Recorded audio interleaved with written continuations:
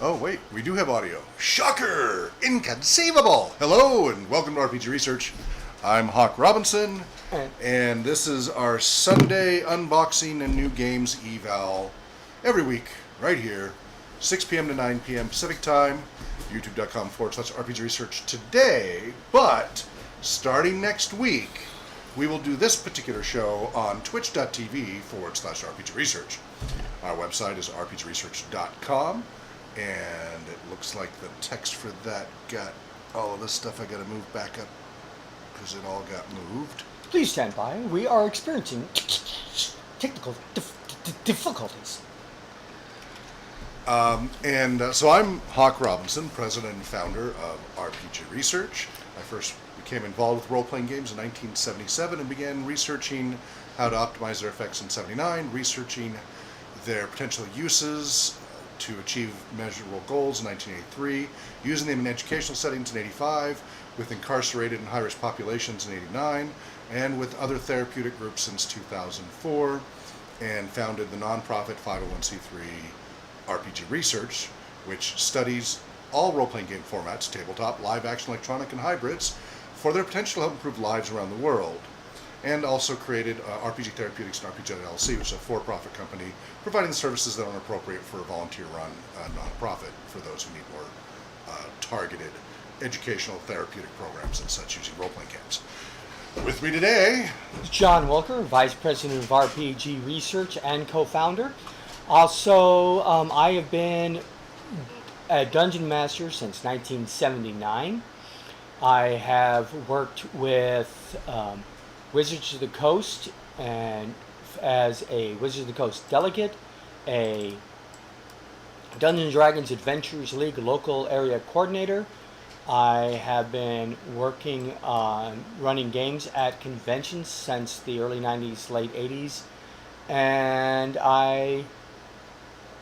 my greatest claim to fame was that I did the gaming room for Worldcon in 2015. in just a few weeks. Yeah, with a 1 month notice that I was in charge of the entire gaming Because department. the other one went, nope, I'm done, I'm out of here.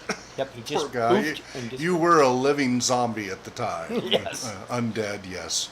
With a fez. Yeah, I was undead with a fez. With your trademark fez. All right, so we haven't done this particular show in quite some time. I don't even know the last time. Yeah, we've done an unboxing. We've had a huge pile. So we're going to show you our mess here at the community center. So many years. of you are asking for us to fill you in about the RPG Community Center. That's not for today's show.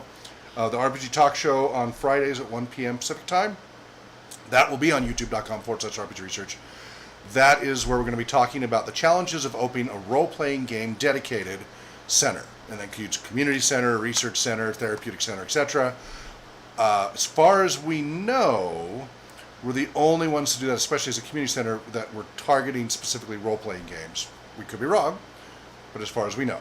And there have been many, many, many challenges because insurance companies and others have no idea how to rate the risks and costs, etc. So it has been very challenging. We've been blogging about it a lot on the rpgresearch.com website in the blog section. And you can read those in detail if you'd like. We're very open and transparent in the hopes of helping others to help prepare to not have to go through all the pain that we've had to as trailblazers, basically. We'll discuss how the insurance company decides we're at the same risk level as rugby with knives. Okay. No such thing. But the same as cliff jumping and rappelling. Yes, they consider role-playing gaming the same level of risk. That was interesting. But that's for the talk show, not here. Here we're going to do unboxings. Mostly we focus on role-playing games, but we've had some wonderful gifts from some wonderful people, donating to the nonprofit. We are a 501c3, so these things are tax deductible for you. And to help us with the RPG Museum, where we are opening the historical, experiential role-playing game museum. Now, unlike a few others that have opened up that were kind of narrow in focus, although there was that one, was it Finland or Sweden or somewhere? Unfortunately, it went under. I think it was Sweden. And unfortunately, it went under. A lovely setup that they did there, and they're doing exactly what I want to do with the floor, which is with the mapping. That's exactly what I want to do. I think that's just very cool. The other hanging stuff with all the black, I don't know about that. That was different style. But anyway, And then the Dungeons and Dragons Museum, right, which makes sense that they're trying to do that in Lake Geneva, where it makes sense where that was all created. Yeah. This is all 4 RPG formats: tabletop, live action, electronic, and hybrids. Now, most of the time we're going to focus on tabletop games here, although if we have an unboxing of a new electronic role-playing game that we think is worth bringing in, we will bring it in. If we have hybrids here. If we have some really exceptional live action role-playing game / LARP that we think is appropriate for this stream to unbox and evaluate and share that evaluation with you, we'll do so. But primarily this will be tabletop role-playing games and tabletop games that we're unboxing and evaluating. But anyway, I'm going to show you them. We're still moving everything in here. It is a mess. I'm going to show you a little behind the scenes. A lot of this is going to move into the museum building when it's ready. We're still working on that. The community center is active. We're now actively running programs here multiple days a week, but it'll probably be next year sometime before the museum is open to the public. So there's a lot more. So you can kind of see the TV will get in the way a little bit. I still have 2 more trailer loads of gaming materials to bring down here, but this is what we're sorting through right now, and TV's blocking there's a whole bunch of shelves right behind that are being blocked. But and right over here, come on, turn. There's a pile on the couch and around there. All of those is the backlog, and then what we have over here, it won't go down any lower. That's all backlog. We have more than a dozen role-playing games waiting to be unboxed, and another 20 or 30 waiting to go through our evaluation process. We have a rigorous evaluation process. We review role-playing games very differently than most people and organizations. While a lot of people look at the artwork and layout and things like that, we're focused on how is this going to be from an accessibility perspective, right? Somebody actually be able to read this when they have dyslexia or visual impairments. How is this going to work with different age groups and different levels of development levels and such? How risky is this for different at-risk and high-risk populations? Not the general population. If there's role-playing games for the most part are not a risk factor for the general population. The research is really great for that. But there are lots of at-risk and high-risk populations that some role-playing games are going to need a higher level of training to implement. Supervision. And supervision to implement safely with these higher risk populations. For example, I would not recommend generally in a prison population of mixed groups and such where you're trying to get rival gangs to cooperate with each other, doing Vampire the Masquerade in that setting. I'm not saying it's impossible, but the level of effort you will have to put in to keep that from getting ugly is huge. However, if you bring in a game of No Thank You Evil, they may or may not be interested. The level of risk is kind of low. I did Middle-earth role-playing with incarcerated population, for example, and I had 12 players, and I had Vietnamese gang member, Mexican gang members, black gang members, white supremacists, Navajo a fellow, all at the same table, and there had just been before lockdown, the Latin and black gang, not those particular members, but they were members of the same gang, had stabbed each other and were in solitary confinement in the hospital and such. The whole jail was on lockdown because of it for about 10 days. And everybody was getting stir crazy because of lockdown, because all their privileges were taken away. Phone privileges, commissary, all of that was gone. The temperatures were building. And in this particular cell of about 32 inmates, it was double the capacity it was supposed to be. They overfilled it. It literally had mattresses on the floor and everything. It was turned into a boiler cake. So running Middle-earth role-playing in there, they played together cooperatively, nobody turned on each other, and it helped them get through a very difficult time. While meanwhile, some of the other cells blew up and more people had to go get sent to solitary confinement in the hospital, etc. The power of role-playing games to unite people and improve lives. So anyway, we look at things very differently when we look at role-playing games. But we think that our insights in this will be useful to the general population in different ways. And so what we usually do, our process is we get a new game and we share with you our opening it up and trying to figure it out. And sometimes we feel pretty stupid doing it on the air. We're like, Yeah. why am I not getting the, we've been razzed sometimes by people in the chat. We're like, come on, guys, don't be so dumb. It's not that hard. We're like, well, we work long hours doing this, and some days our brains are not what they should be. But we get to, the point is we're evaluating how hard is it. One of our evaluation check marks is barrier to entry to get starting playing within 5 minutes. Can I receive this as a gift, Christmas, birthday, or otherwise, open up the package and look at it, and from there the timer starts, to can I start playing it within 5 minutes, or 15 minutes, or 30 minutes, or days, or weeks, or months of preparation before I can play? How long until I can bring in other friends to play? Is it a few minutes, a few hours, a few days, a few weeks, a few months, a few years? Different role-playing games literally have all those different scales for that barrier to entry to just start playing and or introduce new players to the game. Now, not every game is meant to be an introductory game, and we take that into account. If it's not meant to be an introductory game, we understand that that's expecting a more advanced player. But we're especially critical of the introductory games. They claim to be beginner sets, starter boxes, introductory sets, and yet you still have to spend hours and hours and hours and hours and hours of prep work before you can play, or at least run other groups. Yeah. Or even weeks of preparation in some of the cases. Like, how is that barrier to entry is way too high to bring in new players. And it's 99.9% or so of the role-playing game industry keeps doing it, unfortunately. And we talk over and over and over about the BECMI model, the Basic Expert Companion Masters of Mortals D&D Frank Menster 1983 version, which actually understands the neuroscience of learning, even if it's just intuitively, and about scaffolding and incremental and differential learning of complex topics, being able to teach them to anybody very complex topics through that process. For some reason, the rest of the role-playing game industry doesn't seem to get it, and we're going to keep harping on that until we see it improve. We see a few efforts. Call of Cthulhu 7th Edition, Yes. they did a really good job on the player side, but they still fell down flat on the GM side. No improvement there. The different D&D box sets, they still just keep falling. They keep taking stabs at it, but they're still a long ways from where they need to be. They start with the intent that the game master for whatever game that Has is some being run, experience. or is going to take the time to learn the game Master before he learning. invites friends over. And then has to teach all of them. Yeah. And for introductory sets, anyway, so when you see us evaluate introductory sets, we're going to be particularly critical of, can you open the box and play? You, as a prospective GM or player, start playing within 5 minutes, open the box. If it's an introductory starter set for somebody who's never role-played before, that's the criteria you should meet. Then incrementally teach them the rules through the play. Don't try to dump a whole bunch of rules down on them at once. Now, all the other stuff that's not introductory play, that evaluation is less important. We'll mention it. We'll say, okay, this is not a good introductory set because you've got to do all this. That's fine. We'll move on. Dune is not a good introductory set. No.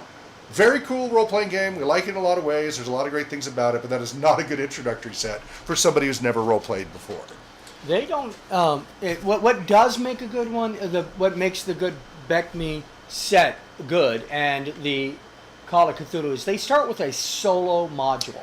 One or more solo adventures, exactly, Yeah. and help teach you to play. And then you can give that to your friends, and they learn to play while you're learning the GM thing. So, yeah. All right. So we're going to go ahead and start opening up some gifts, and some of these have been sitting here for months because we've just been so busy trying to get in the center. It's been a 6-month process. Well, 2 years process trying to find, 6 months trying to get to where we could finally open the doors. So there's an organization called the Committee for the Advancement of Role-Playing Game Advocacy, CARPGA. It's car-pga.org, I believe is the website. Let me double check that I'm not misspeaking. car-pga.org. Yes, nailed it. All right. All right. So, and I am a board. Full disclosure, I am a board member there.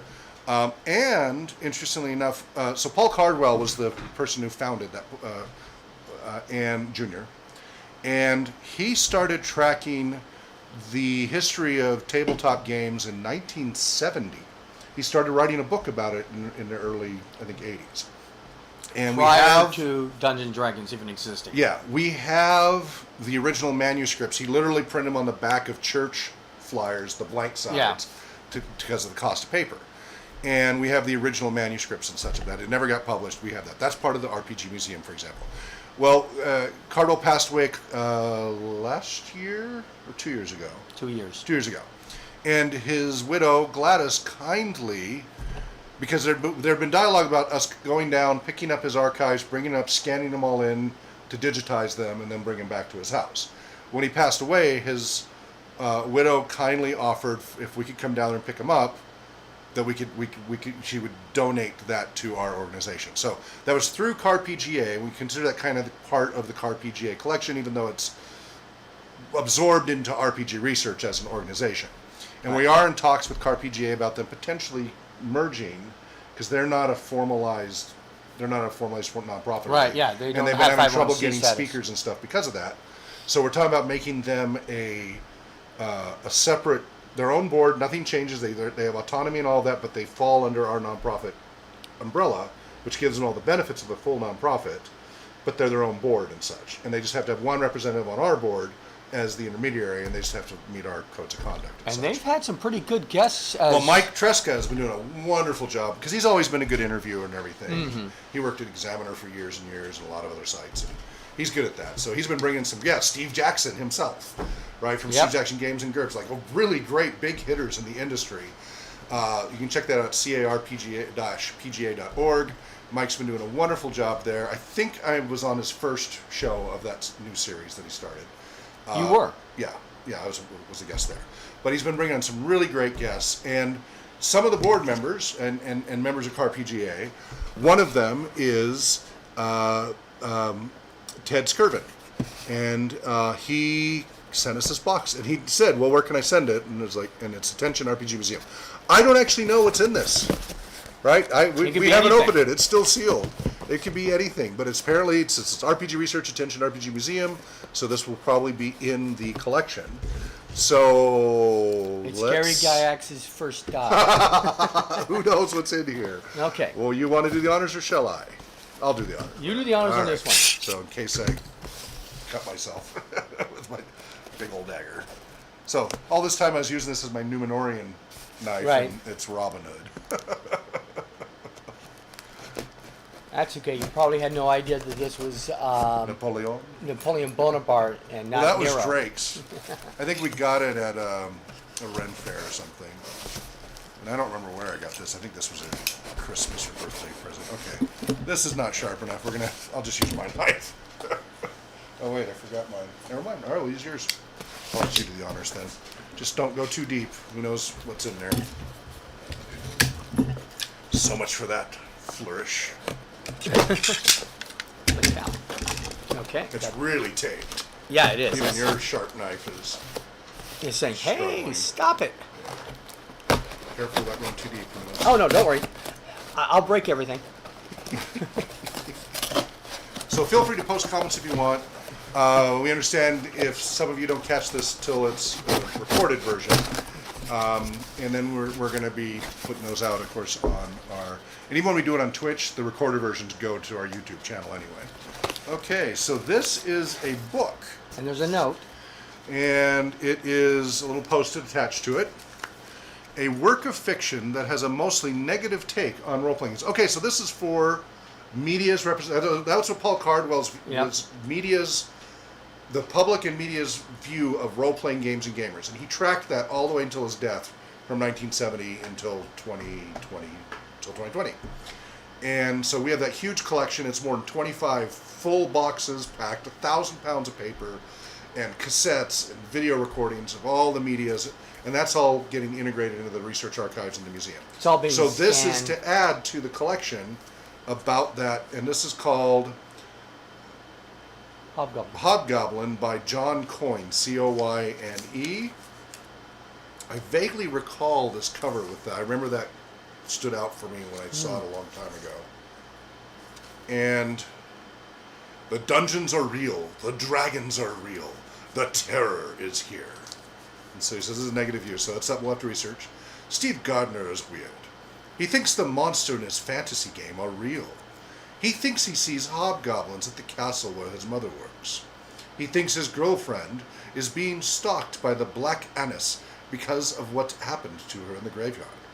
He thinks his high school is filled with blood-spewing gorfs and flesh-hungry ground bats from the darkness of Irish legend. Scott Gardner is right. So he's throwing the biggest party of the year on Halloween. The new bestseller by the author of The Piercing.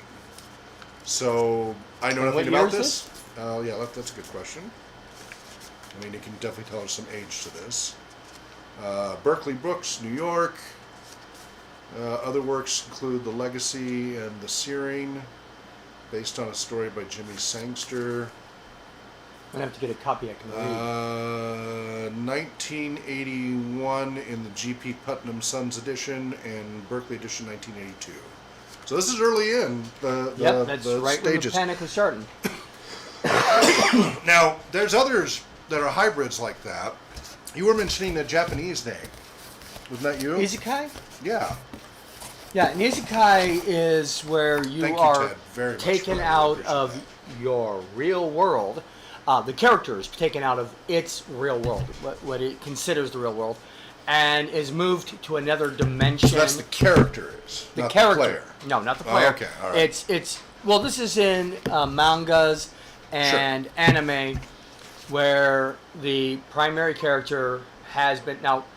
Zelensky did some stories like this. Pierce did stories like this where people were. Who's Zelensky? Or Zelazny? Zelensky. Zelazny, Yeah. and you're talking about Pierce who? You're talking about Piers Anthony? Piers Anthony, I think. Okay, Piers. There was. Piers? Have you read Mathematics and Magic? Not sure. Mathematics and Magic was, and this was before anime became popular, manga became popular. He discovered that that the universe was based on perception. Okay. Everything around is based on perception. So if he could mathematically change his perception of the world, he could travel to somewhere else. Okay. And he went to Viking lore. Okay. So that's what a isekai is the main character leaves their own world and enters another world, usually based on fantasy games, like role-playing games. Okay. So that was what I was thinking. So remember, there were in Western literature, there was the Guardians of Flame series. Yes. Where the players went into the world of their player characters, but the twist was they ended up there as themselves, right? As far as like, they didn't have all of the abilities of their characters. Yeah, They that's had all two their different knowledge themes of the modern isekai. day, but they were in that setting and such. So that's all considered part of that. Yeah. Okay. So here's an example you'll definitely recognize. Dungeons and Dragons, the cartoon, is an isekai. Yes. Right. Yeah. Okay. But it's just the Japanese word for the genre. Thank you very much, Ted. We'll put that in and try to do some research and analysis on that, and really appreciate that, and we'll get that in the museum. Really, thank you very much. All right, and if you want to send donations to the museum, so if it has to be about role-playing gaming or precursors that directly led to role-playing gaming. So like war games. like an original chainmail, that would make sense to put in the museum. We have copies of it. We don't have like the original chainmail. Or Chronicspiel. Right, or Koningsspiel or Kriegspiel or any of those that are direct lineage leading towards the actual role-playing gaming. That's fine as long as it predates that. Tactics, the original Tactics. We have Tactics 2. We don't have Tactics 1 for the library. Correct. And then actual role-playing gaming. Right now, if it's once we get to 1974, give or take, and some of the little, now there's a little debate about who created the first role-playing game, and that's why we just say, well, the first publicly published role-playing game is that epic, 1974 Dungeons and Dragons, the original version. Yes, there are through other organizations in the UK, as well as Blackmore with Dave Arneson. Dave Arneson. They were all working on stuff in the background, but they didn't publish it. Now the UK one might be. That might actually be arguably a 1972 piece. There's debate, and I'm trying to get my hands on the original because right now it's all just web scuttlebutt and a few photos. Right. But nobody's able to get their hands on the actual Documents. thing. So anything like that, if you have stuff that is an early indicator of development of role-playing gaming is great. Once we get to role-playing gaming, we're only interested if it's tabletop, live-action, electronic, or hybrids. It must be role-playing game related. If it's just an action-adventure shooter, we're not interested. We have to. The scope is already big enough as it is. We've got to keep it about role-playing games. Now, if you want to get an idea of what is and is not a role-playing game, let's see if I can find I have a shortcut URL. At least I thought I did. No, that's not it. Yeah, that was definitely a mistype. Okay, we've got to get these URLs fixed. We're if you go to RPG changing Research servers again. Yeah, we've been in the process. Go to rpgresearch.com and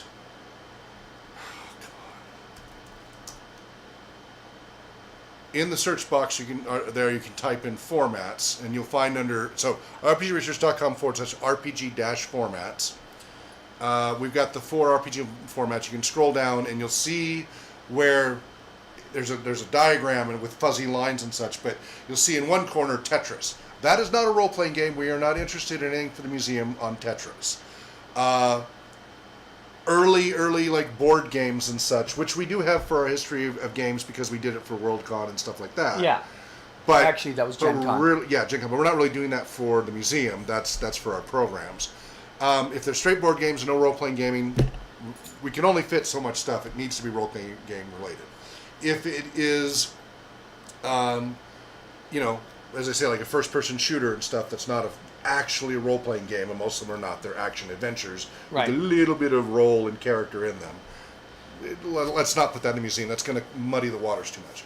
But if it falls under LARP, if it falls under electronic role-playing games of all kinds. LARP is live-action role-playing. Yeah, Morpegs and Muds and Mushes and Moos and audio role-playing games and solo role-playing games and, of course, tabletop.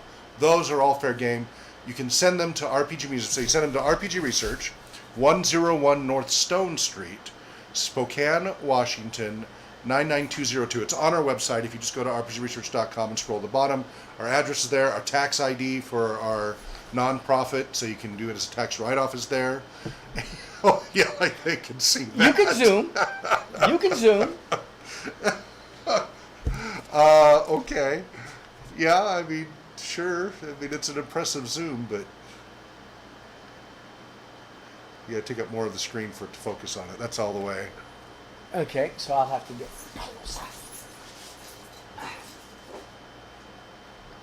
Oh my goodness.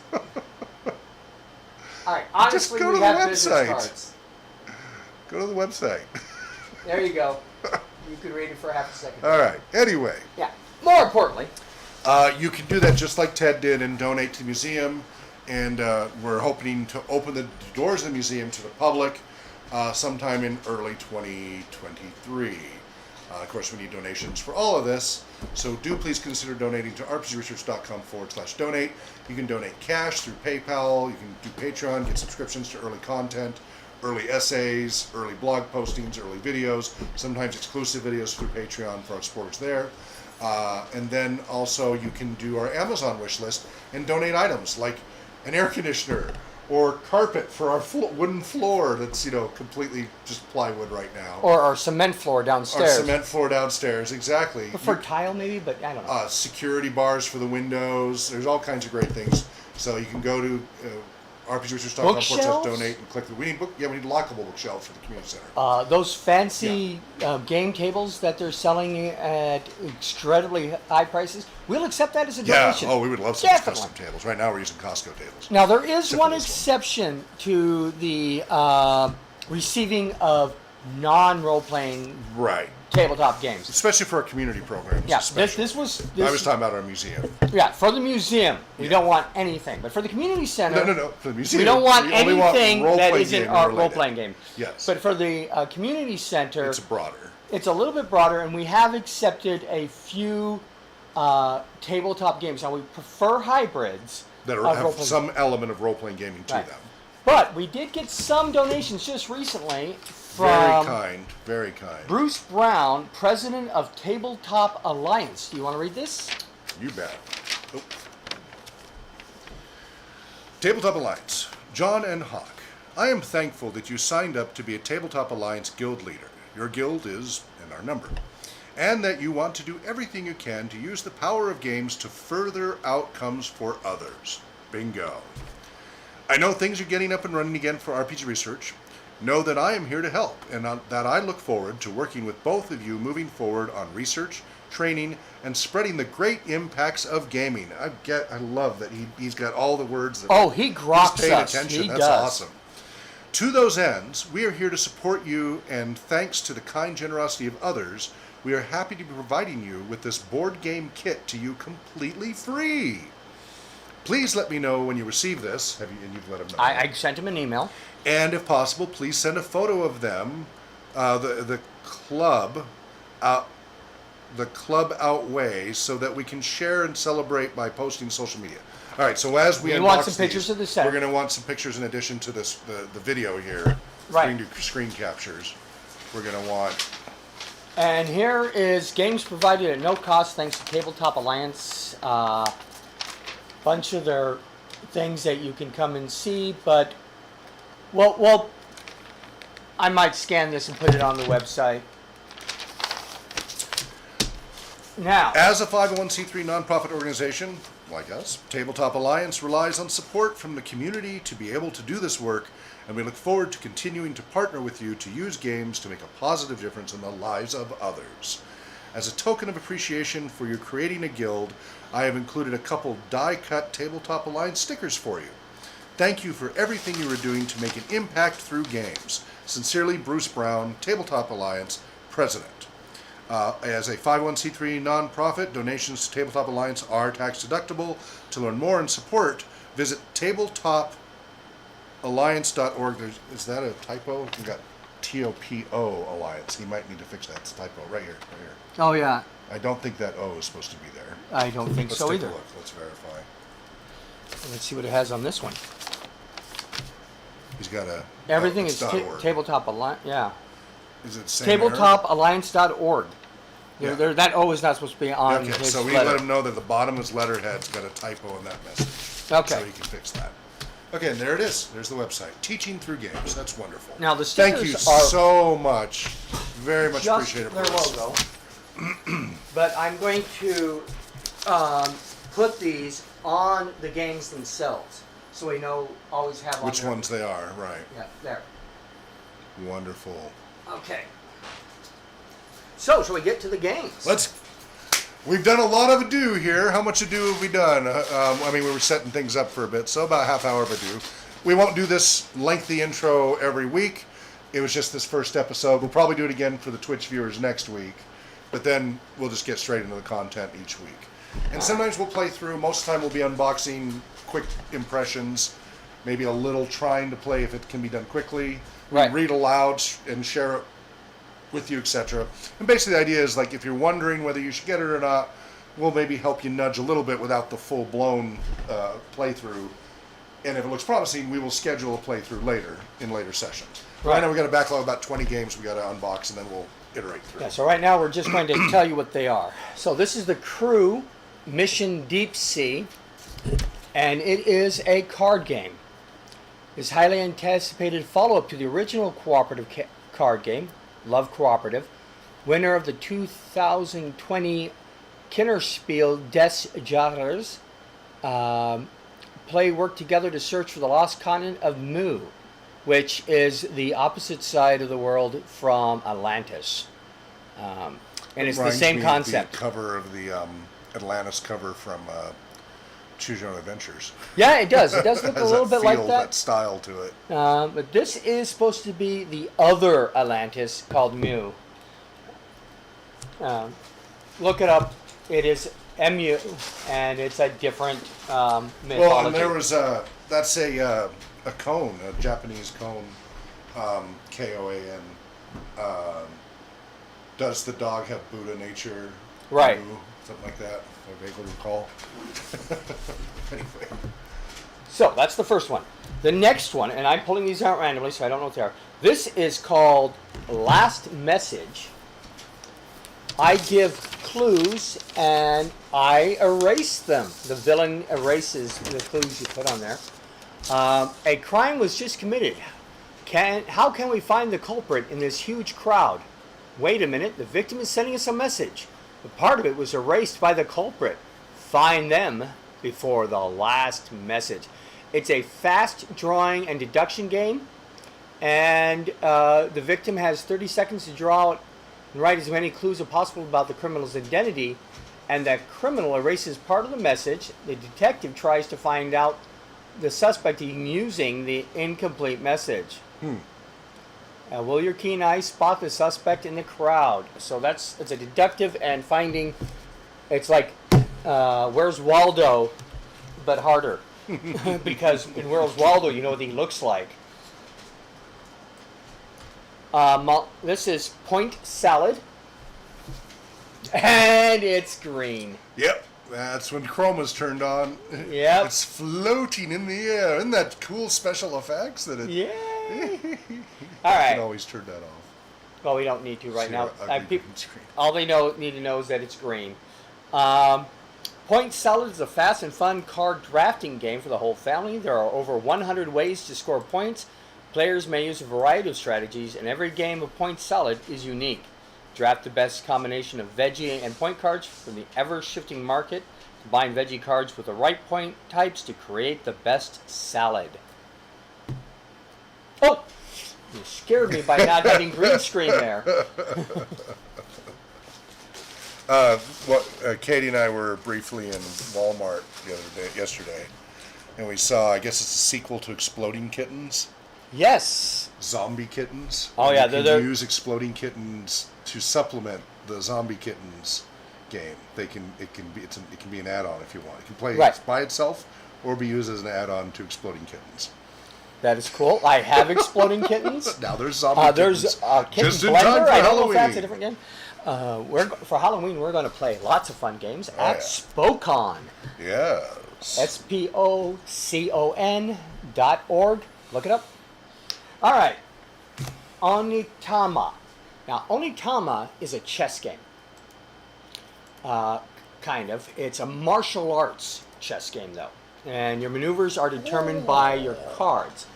Carved in the crags of the misty-shrouded mountains of ancient Japan lies the ancient shrine of Onitama. Masters of the arts journey there with the most promising disciples to prove their superiority in battle. Onitama is an elegant, simple game which captures the essence of martial arts. And the cards dictate what kind of moves you can make on the board, and it's supposed to represent martial arts. I have one of these myself, and I have the expansion, which provides a whole bunch of new cards and stuff. All right. Now, I'm running out of room. I can pan the camera over more for more room. There we go. So let's slide all these down a little bit this way, because I'm lazy and I don't want to go around the table. All right. A game by Emerson Munchich, Century Spice Road. Now this is another card, and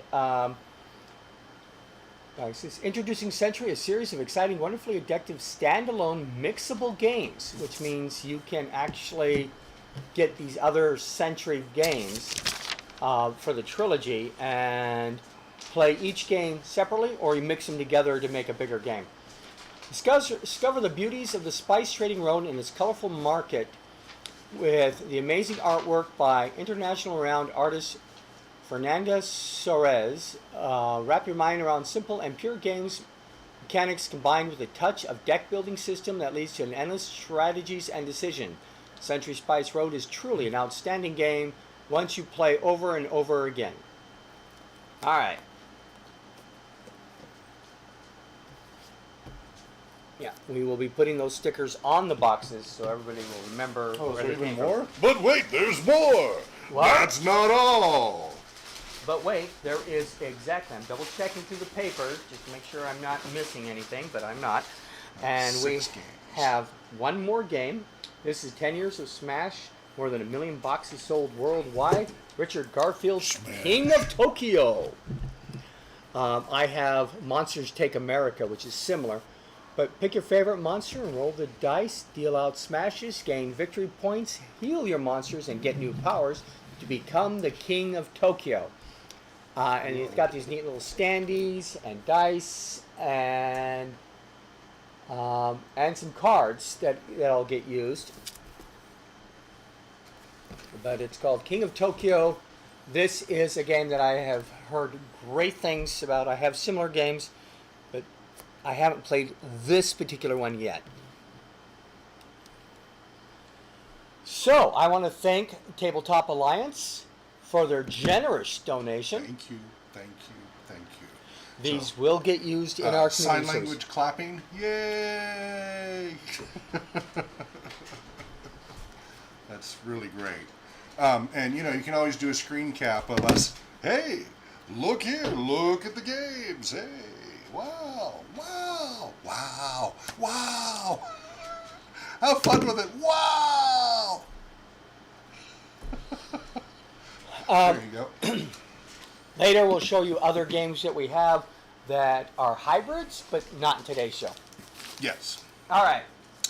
Wonderful. So if you want to, because we're going to make room for other stuff. Yep, we're going to clear this off. Well, what I want to do is let's put them on their backs, but on the upper tier. Okay, I agree with You that. know, just laid out flat so that when the Now camera, the next thing when we zoom out the camera, you can actually still see a lot it. of space anyways. Oh yeah, oh yeah, yeah. This has been a long time waiting.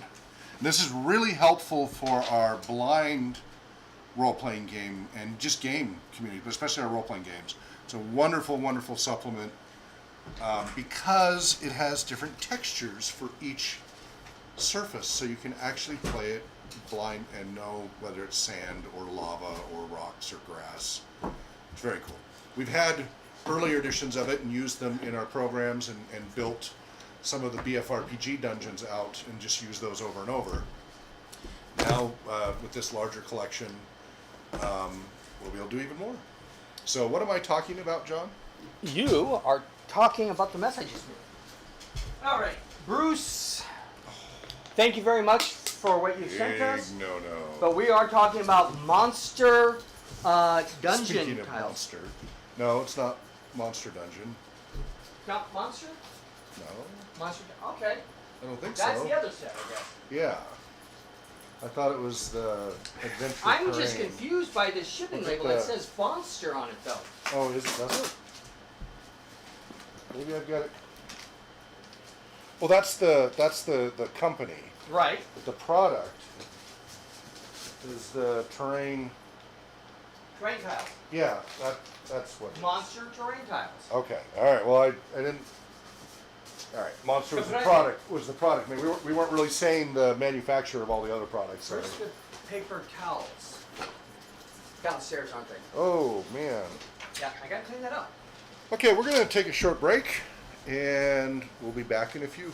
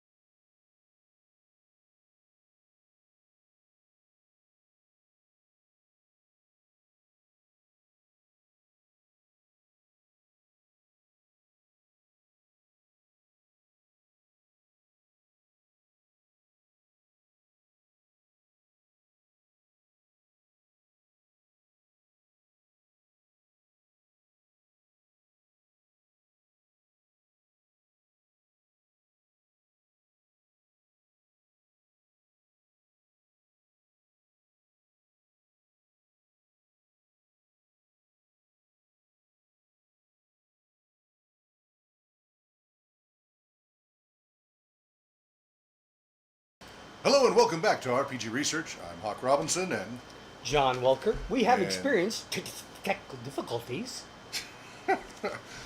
so next in our unboxing here is from Monster, Yes. the terrain tiles and such. Terrain tiles. So here's a nice little note, because this was a Kickstarter that I personally put money into. And then, Well, that's how most of the things that we have has come through here is either through you well, or me. but we're starting to get donations Yes. from everybody else finally, so that the 501c3 has its own stuff. Exactly.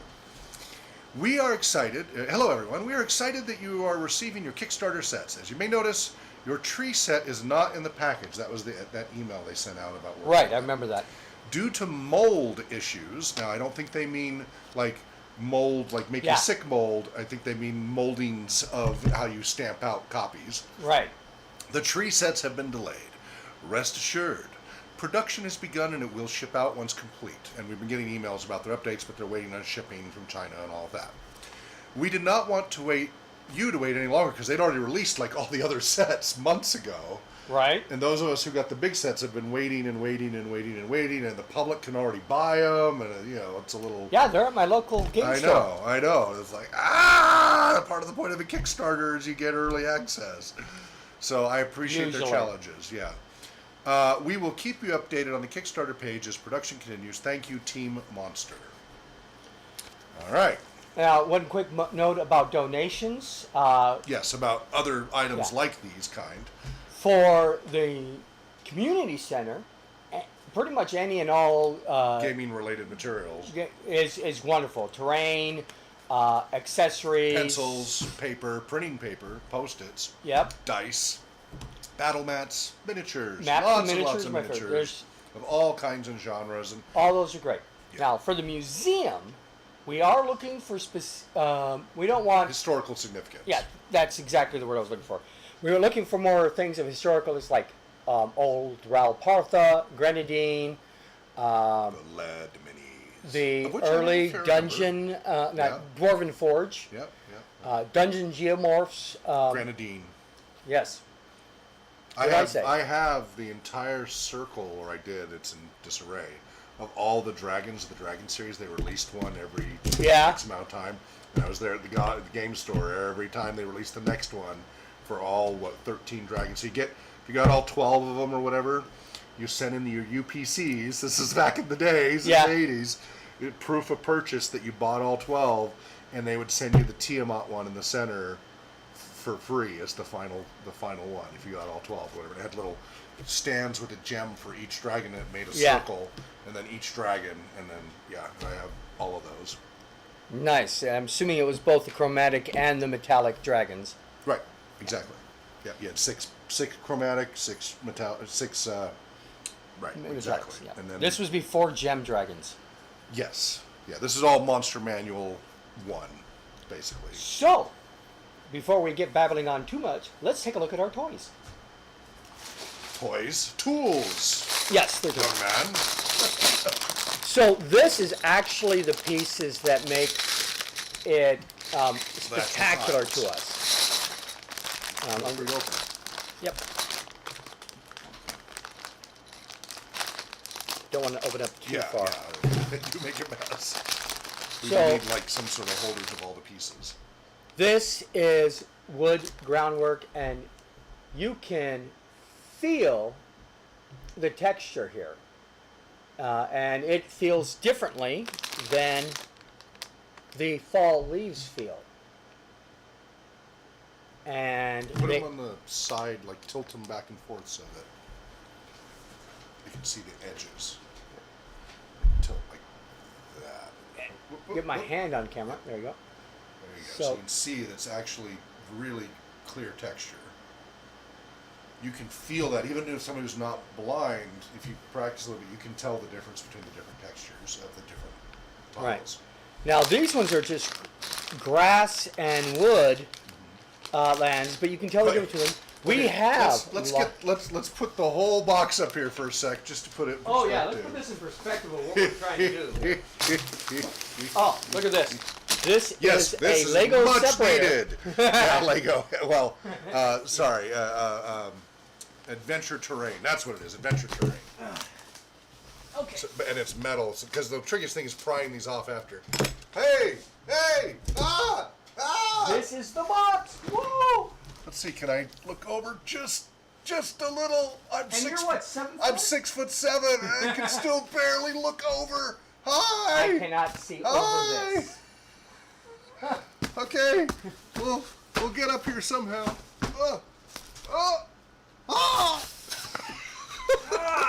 Okay, now I'll continue AdventureTerrain. disgorge it.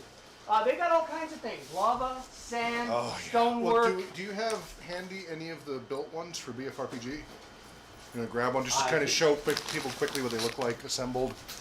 So, BFRPG, basic fantasy role-playing game. We love to use our community programs because the PDFs are freely available.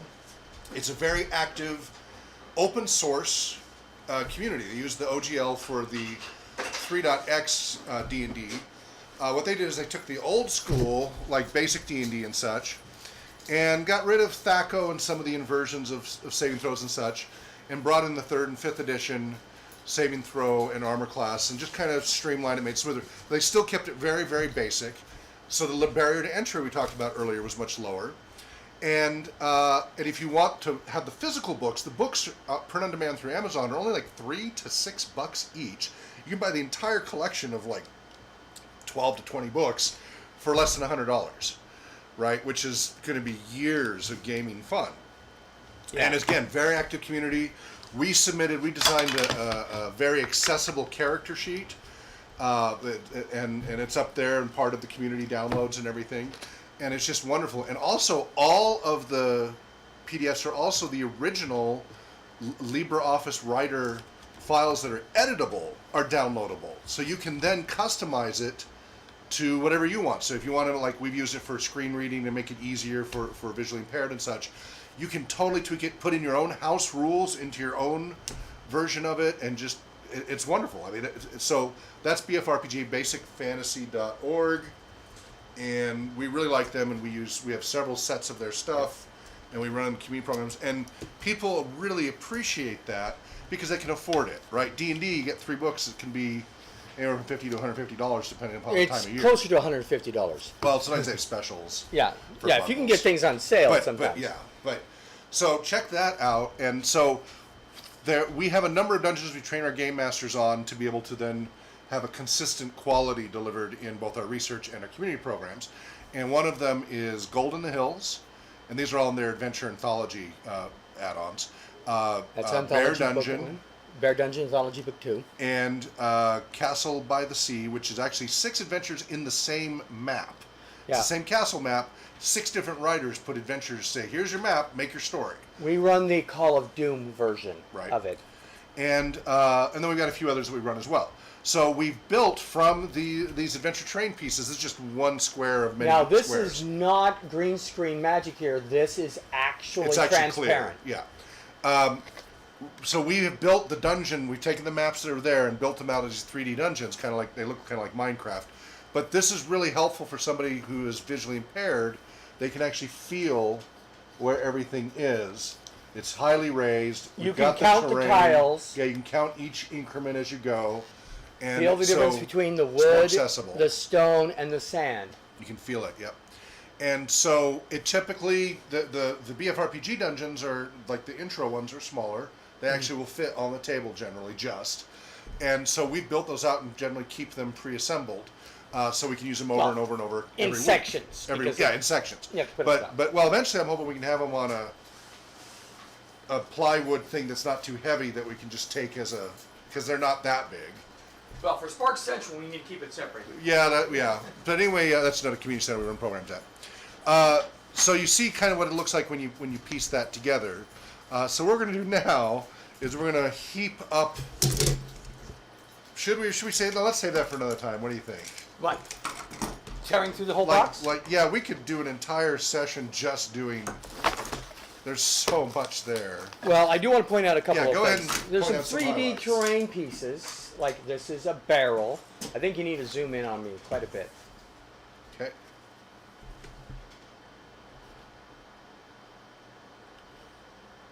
All right. Barrel. 3D. jug.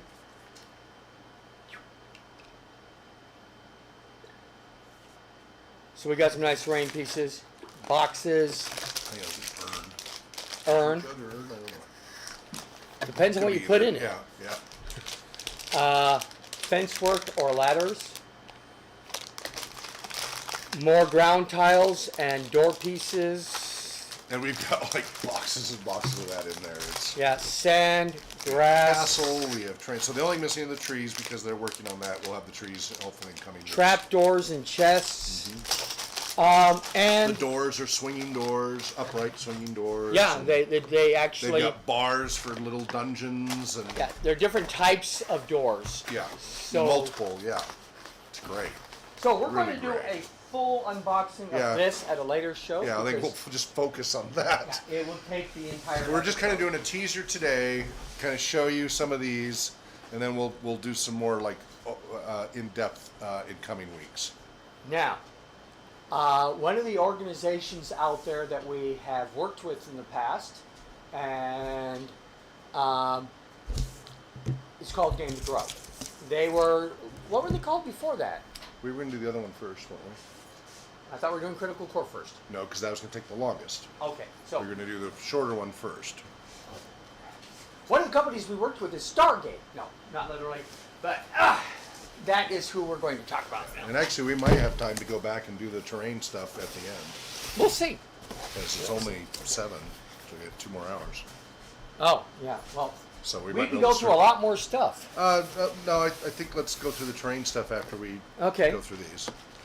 Now, hopefully you've all seen the television series, the movie of Movies, movies, or like TV movies. Stargate. Well, there's there's the original movie, Stargate. Yes.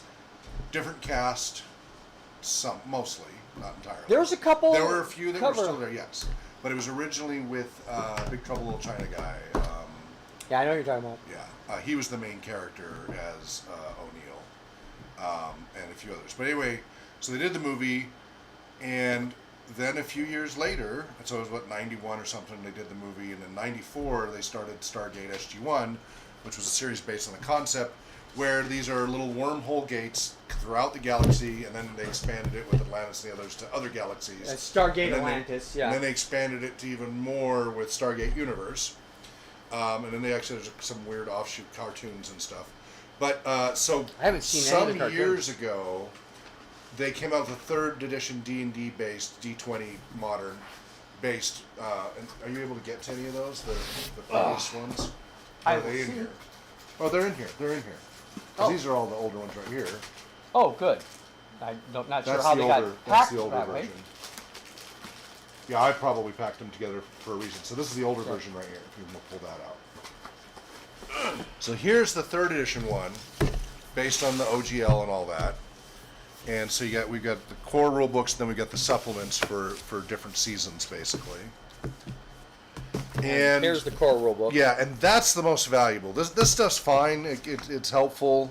There's a fair amount of fluff, but there's good stuff in it too. So what's really great about this, especially for one-shots and community problems, I mean, you can totally do campaigns no problem. It's very campaign friendly.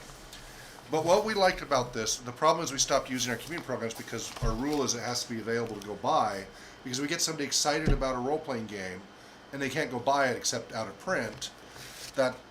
That's not fair to them. So it has to be in print if we're going to run in our community programs. But we do our research and training even on out-of-print stuff because we feel some of these things have something to add to the training of our game masters and facilitators to become better game master facilitators and provide better games in research and community programs. And so we do train them on this.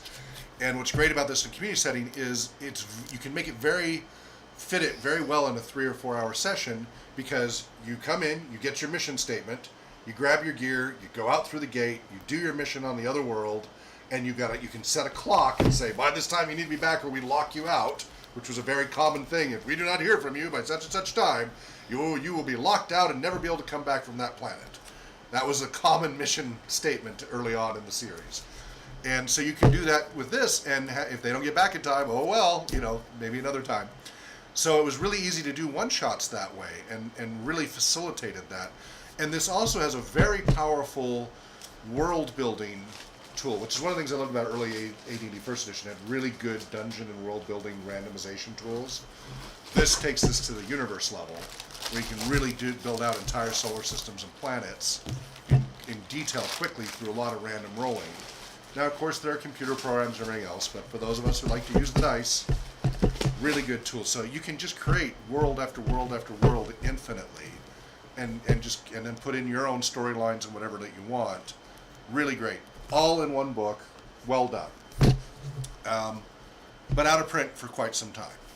Fortunately, finally there was a Kickstarter, and they came out with one based on D&D 5th edition. And so we have yet to play this. We will evaluate this.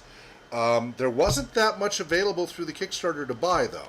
Like, there weren't a lot of add-ons. Yeah, there's the... I bought everything that was available, and it wasn't very much. I got multiple copies.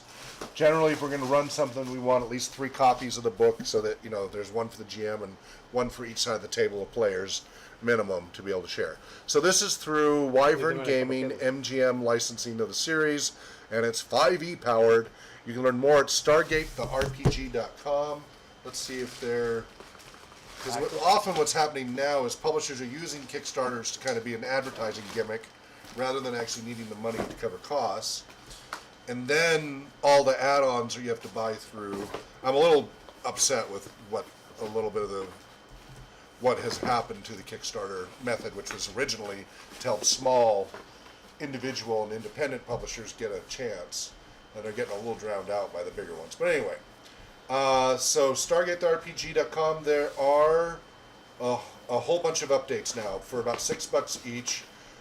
Season 1, episode 11. What? There's like all these top secret. Yeah, there's a whole bunch of stuff now, but they're nickel and diming you to death. Everything is like $6 or $10 per thing. Oh, I know what bothered me about this. I was disturbed by this. That's why it's in seasons. This is a subscription model. You can play it without the subscription, like make up your own stuff, but they limited it intentionally. So unlike that, where like you could just create stuff infinitely. Right. And again, I haven't gone through it all. This is intentionally, you need to subscribe or individually buy later, right? Subscription gets it early. You have to keep buying new stuff each month or 3 months or 6 months to unlock more stuff. Well, Subscription model. are we talking physical objects that I get to keep? Some of it's online only content, some of it's PDFs to download. I don't know if any of these are physical. So, so I was a little bothered when I read that. We're going to evaluate it. We're going to play test it. We're going to find out the hassles with their website or any in the model, because we research all these things. You know, we research electronic role-playing games, and there's a ton of DLC and subscription hassles with more pegs and such. So we'll give you the scuttlebutt, because I really enjoy the role-playing game with Stargate more than the series. The series was like, okay, it's good fluff, it's fun, I enjoy it. I've binge-watched the whole 10 seasons. I own the entire collection plus all the add-ons and such in Atlantis and all of that. But I wouldn't say I'm like a raving fan of it. It's fine. It's good fluff. But the role-playing game potential is a lot of fun for just talk about literally world building, right, and universe building. It really, the 3rd edition one really helped that. So we'll see how this 5e one does, how it lives up to that, because that's a pretty... Now, clarify, when you say 5e, you mean it's based on Dungeons & Dragons 5th edition? It says 5e power, D&D 5th edition. Yeah, I wanted based to know as opposed to 3rd edition D&D based. So... watch for us to we'll do a whole session based. We'll make characters. We'll try to figure out the rules. If they say go download this, we'll deal with whatever we have to go download. We will share the pain of the learning process of whatever barriers there are to entry to actually get to play. So sometimes, some games, you're supposed to do a 0 session to make characters and such. Okay, fine, we'll do a 0 session. Hopefully next session we can play. Some games, you do a 0 session, really you have to start with like -3 session, then -2 session, then -1 session, then 0 session, and then finally you can play. And we share that as well, just so you can be prepared. So for example, Song of Ice and Fire, the Game of Thrones, which we love the house building rules, and I've adapted it to Greyhawk and others. But it is a lengthy process to just build your house before you ever start to build your characters. And then you build your characters, and then finally you can go play. So really you need 2 session zeros to do that one, unless you're all experienced players and such. Yes? Bring the camera over a little bit. What? Put yourself a little more in the center of the camera. Okay. Just a little. All right. There you go. All right. I was moving it when you were zooming in on stuff. Well, I understand. All right. So there's that in the queue. All right. So now we are back to... Yeah, now we'll look at Critical Core, and again, we'll just kind of do it in the queue as a teaser here. We'll go in a little bit more, talk about this. So I originally met the Adams, Adam Johns and Adam Davis, years ago, and they asked me at one point to come out and take a look at and maybe even audit their program when it was Wheelhouse Workshop. They're over in the greater Seattle area. And I even participated in it directly, and it was wonderful to meet them. They're great guys. And they had originally got into it when they were kind of quasi-interning for Dr. B, Rafael Bocamazzo, Right. PsyD. When he had adult clients going in, the kids would wait in the game room, and the Adams would run them through D&D, and they started notice some interesting things with running role-playing games for these kids. And so that then kind of became their own thing. And so I wrote up 4 pages of notes from what I observed with their Wheelhouse Workshop program, and some of them they incorporated, some they didn't, and then they incorporated as a 501c3 and created GameToGrow at GameToGrow.org. And they're really doing great. Their programs are growing. They're starting to expand to multiple hospitals. They're hiring. They're really coming along really nicely. That's great. And again, they started in the Seattle area, and they're growing from there.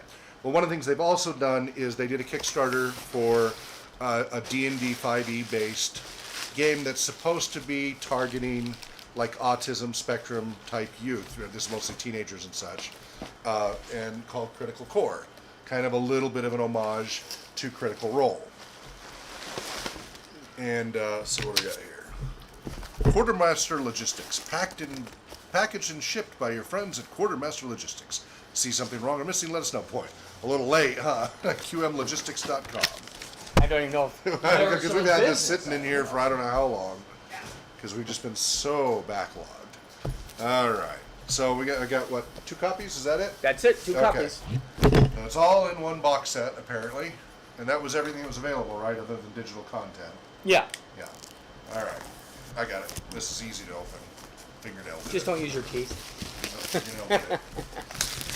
I'm going to read some of the front and back and stuff. Here, so you can see it. All right. Yeah. Critical Core. You hold a world of potential in your hands. The realm of Tovarus is filled with magic, mystery, and adventure. A place where legends are born and friendships are forged, one dragon at a time. Critical Core is a powerful tool to help players build social confidence wrapped in the form of a classic fantasy tabletop role-playing game. A tool for parents, mentors, and new game masters. Critical Core combines modern developmental therapies with the mechanics of tabletop role-playing games to help players connect with their families, their friends, and the world around them. Created by child development specialists, inside this box you'll find best practices distilled from over a decade of successful professional practice. Deliberately designed for effectiveness, packed with purpose, our adventure modules are thoughtfully designed to help you run effective and engaging sessions. Streamlined and simplified for fun. Tabletop RPGs are notorious for being time-consuming and complex to learn, but Critical Core has been relentlessly optimized to be easy to understand and play.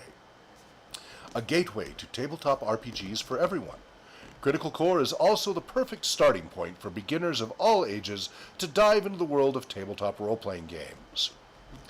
About the authors. Critical Core, GameToGrow. Critical Core and its model of social development is brought to you by GameToGrow. Recognized as leaders in the field of intentional gaming, Adam Johns, LMFT, and Adam Davis, MA Ed, have dedicated their professional careers to achieving positive outcomes for youth who are struggling to connect with their peers, inspiring them to flourish socially on their own terms. Adam and Adam are founders of GameToGrow, a 501c3 nonprofit organization which uses games of all kinds to help kids, teens, and adults around the world become more confident, creative, and socially capable. In addition to direct services, GameToGrow's training program supports thousands of therapists, educators, and advocates across the globe as they bring the life-enriching power of play to their own communities. In collaboration with Virginia Spielman, PhD, OTR/L, DIR expert, and executive director of the Star Institute in Denver, Colorado, Critical Core has been developed as an alternative to traditional social skills training programs to give therapists and families a new neurodiversity-affirming group activity that is respectful, empowering, and fantastically fun for players. Created by Adam Davis, Adam Johns, Gavin Cheng, Virginia Spielman, and Major Nordstrom. What's in the box? Game Master's Guide, an easy-to-pick-up rulebook for beginners that is also familiar for experienced Game Masters. Facilitator's Guide, our best practices for running fun and effective therapeutic gaming groups. 8 character sheets, everything a player needs on a single sheet, abilities, spells, and stats in an easy-to-read format. 3 adventure modules, featuring our DOTS system, designed to be flexible and achieve purposeful results, designed for 45 plus hours of narrative play. Game Master's Screen. DOTS? Mm-hmm. What does that say? I don't know. We'll find out. I don't remember. I read all the PDFs during all the development, but I don't remember. This took years, right, for them to get it out the door, which is understandable. There's a lot there. Game Master Screen. A screen to keep your notes and dice rolls hidden from players, packed with helpful tips. 125 game cards. Gorgeously designed spell, ability, and monster cards. Reusable playmat. Laminated playmat that you can use to draw maps with dry erase markers. 48 game tokens. Hefty cardboard discs help visualize gameplay. World map poster. A lush and detailed map of Tovarus, the world of Critical Core. Dice and dice bag. 4 sets of polyhedral dice and a drawstring cloth storage bag. And you already showed them the back? Nope. Okay, I will zoom in on that then. Oop, wrong button. Whoa, whoa! Oh, batten down the hatches. It's going to be a stormy one, Captain. Whoop, whoop. We'll get there. We'll get there. Almost there. Stay on target. Okay, can only do so many increments. So, yeah, I read it to you. All right, so let's take a look here. We've got some time. I can't wait to see what's in this. Alrighty then. Critical Core. Who is this for? Why Critical Core? Critical Core is for anyone from age 9 to 109, following the no thank you evil 5 to 105 model. No, it's 5 We to do- 500. That, not originally. Yeah. We just say 2 on up for our programs. 2 to infinity. And beyond. It follows a format familiar to many other role-playing games, but with special considerations. As players play Critical Core, they will be developing and enhancing the core capacities that are critical for building relationships and having meaningful social interactions. Critical Core enables this growth through a unique adventure module design and through the practices covered in the Facilitator's Guide. While the specific developmental capacities in the Critical Core Adventure modules are targeted to specific autism-related outcomes, they can be adapted and modified to meet the needs of any playing group. Getting started. Critical Core is usually played around a table with pencils, paper, and dice. Most of the players will be playing a character in the game, often called a player character or PC, while one player, often a parent or other mentor, will act as the Game Master. The Game Master is a player with special responsibilities for guiding and facilitating the game experience. This player should make sure to read the Game Master's Guide for more about this important role before beginning. Players who will be playing PCs. Let me try one more time. English? Players who will be playing PCs will select the character they'd like to play from the character sheets included with the Critical Core kit, so pre-gens. These sheets cover the attributes and unique abilities of each specific character. Players can then create the unique name and backstory of their character and get ready to jump right into the adventure, which that helps with the introductory barrier entries issue we talked about earlier. The Critical Core role-playing game, built on the 5th edition rule set of the world's most popular role-playing game. Interesting, I guess they didn't get the licensing to mention it. I noticed that's And it's a common phrase people use. either to avoid mentioning it or because, again, I'm not sure what. Is designed to reduce, we're allowed to, we've got a license to say, as long as we don't put it in the title. Is designed to reduce barriers and get players playing quickly. The modules in Critical Core use many monsters and items from that system and could be easily adapted back to 5e. It might just be a marketing decision on their part not to use the name. Additionally, if you are already familiar with another role-playing game system and you and your players have the skills and knowledge to play it, you can skip straight to the Facilitator's Guide, using the wisdom therein to play your favorite RPG incorporating many of the benefits of Critical Core. For later on. By the time players reach 5th level in Critical Core, they will likely be equipped to transition into a more comprehensive role-playing game system. You can continue to use the Critical Core Facilitator's Guide and the DOTS system of module design to augment other role-playing games for years to come. And we've gone through what's in the box. But it does say, in addition to what we already read, 3 adventure modules: the Little Town of Tusk, the Festival of the Birds, the Age of Green. For more useful resources, visit criticalcore.org. Let's see how that website's doing. I'm really looking forward to playtesting this. Yeah, me too. We need to schedule that soon. Okay, it's a brochure site. Okay, want to make the most of Critical Core? Help your players experience even more insight, growth, and positive change while having even more fun by joining our training program. We've got a trainee who right now is training there as well, right? They're going through our training and their training simultaneously, yeah. As well, going to Antioch at the same time. Right. Hopefully they don't confuse themselves. Yeah, that will be interesting. Visit www.GameToGrow.org/training to learn about GameToGrow's comprehensive training program for parents, educators, and mental health professionals. Join a single online workshop, meet with a parent group, or become a certified therapeutic applied game master. Don't just game, game to grow.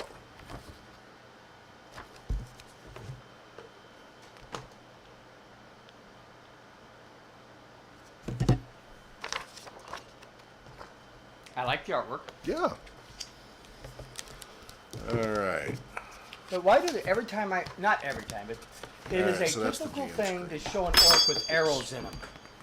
Is that our little That's our tool for the monster terrain. So interesting, they really put a shine to the GM screen. That's quite... Very glossy?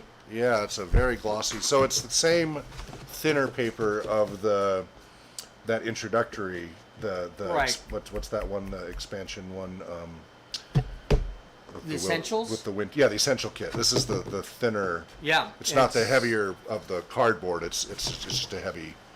Yeah. This is not going to hold up for a lot of travel. He's got to keep it in the box type thing. Yeah. But. Game cheat sheet, game cycle improvisation, players, combat, running effective groups. So it's a single-sided screen, right? Effectively, because the other side's just black. So it's only GM info. It's not a double-sided screen which has artwork or other than the logo, or content useful to players. Like I like the ones that have like on the wings player stuff that's useful. Yeah. Like equipment lists or something like that, or I like at least full art. Yeah, or full art. But that's fine. They're going for a more aesthetic, minimalist aesthetic. There it looks like. Tovarus, the Now and Ever. Okay, so pretty good heavy stock on the map. Okay, it is glossy. It's like semi-gloss. pearl, yeah. It's not matte. It's not as glossy as that GM screen. Right. If you have a window or light behind you, that's going to be irritating for the GM. Yeah, it's very reflective. I would have gone with a more matte finish on that to reduce glare. All right, now you have it facing you, but you're going to have to swing in the camera anyway. Yeah, go ahead and swing it around. Let me open this out of the way. All right, so this is what the map looks like. Hawk doesn't need to see what's going on. I didn't, but I needed to be able to get the signal to the camera. All right, so here we go. Now you can zoom in on that if you want. No, it's all right. All right, that's good. When you buy it, you'll see it yourself, right? Yeah. GameToGrow.org, or do they have to go to criticalcore.org? GameToGrow is like training and stuff. Right. Or therapy sessions or join the community programs. Criticalcore.org is where you can. I do like it is a sepia colored. Okay. Not mono, but tricolored or even quad colored. Right. Well, I am not a quad fan of that. I know they do it with Tolkien and other stuff now. I really prefer the more colorful maps. I find them much easier to quickly get information about what's what, like Right. Am I what's looking at green, trees what's or desert, swamp? exactly.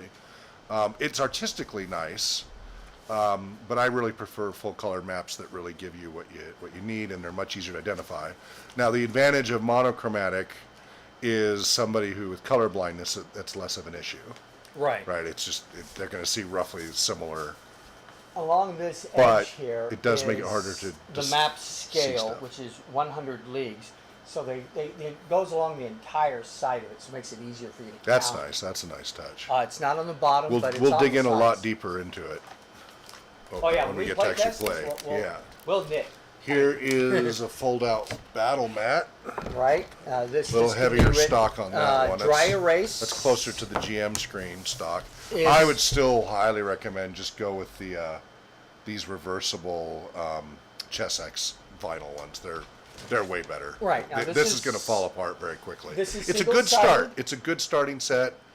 I'm not knocking them at all, but if you're going to go long term, you're going to want one of these instead. These last forever. Now, note that if you get a Chessex one, you must use a wet erase pen. A dry erase pen will become a permanent mark. You can bleach them off, but a Sharpie will ruin it. That will not come off. Well, Sharpies aren't supposed to come off anything. They do our crypt dungeon tiles. Yeah, they do come off those. Yeah, because they can do everything. And Exactly. that's local here to Spokane. They manufacture those. They're very cool. We'll have to re-demo those one of these times, because we demoed them when we first got them, and we should demo them again. Yeah. Yeah. We actually All should right. look to see if there's any new Here add-ons. are some of the pre-gens. They're in the portfolio format. So we have the Tiefling Monk. We get to fill in some of the gaps here. Again, we'll do this another time where we're actually going to do a playthrough, a discovery playthrough. Right now we're just doing a little unboxing just to kind of show you what's there. Barbarian. Wizard. He's an elf wizard. Elf wizard, sorry. Half-orc barbarian. Okay. They're all first level. Yep, they're all pretty standard archetypes. Human fighter. Yeah. Halfling bard. Well, see, that's That's not a little complete unusual. standard. Yeah. No, that's a little unusual. Yeah. Half Not a elf thief. rogue. Half elf bard would be more common. Half elf rogue. Yep. That's a good one. Dragonborn druid. Nice alliteration on that one. Yeah, yeah. I like And that. a dwarf cleric, which is definitely a cliche. It used to not be. I know. It was I know. the They used to fighter. be the fighter, right? Exactly. And It's now definitely they're the changed over the clerics years. a lot of the Very time. interesting. All right, here we won't punch any of these out until we go do the gameplay. Here's critical core tiles. We got character tokens, tokens alt, character tokens blank, monster/NPC tokens, monster/NPC tokens of another kind, and bonus tokens. If you want to put those, and I will zoom in.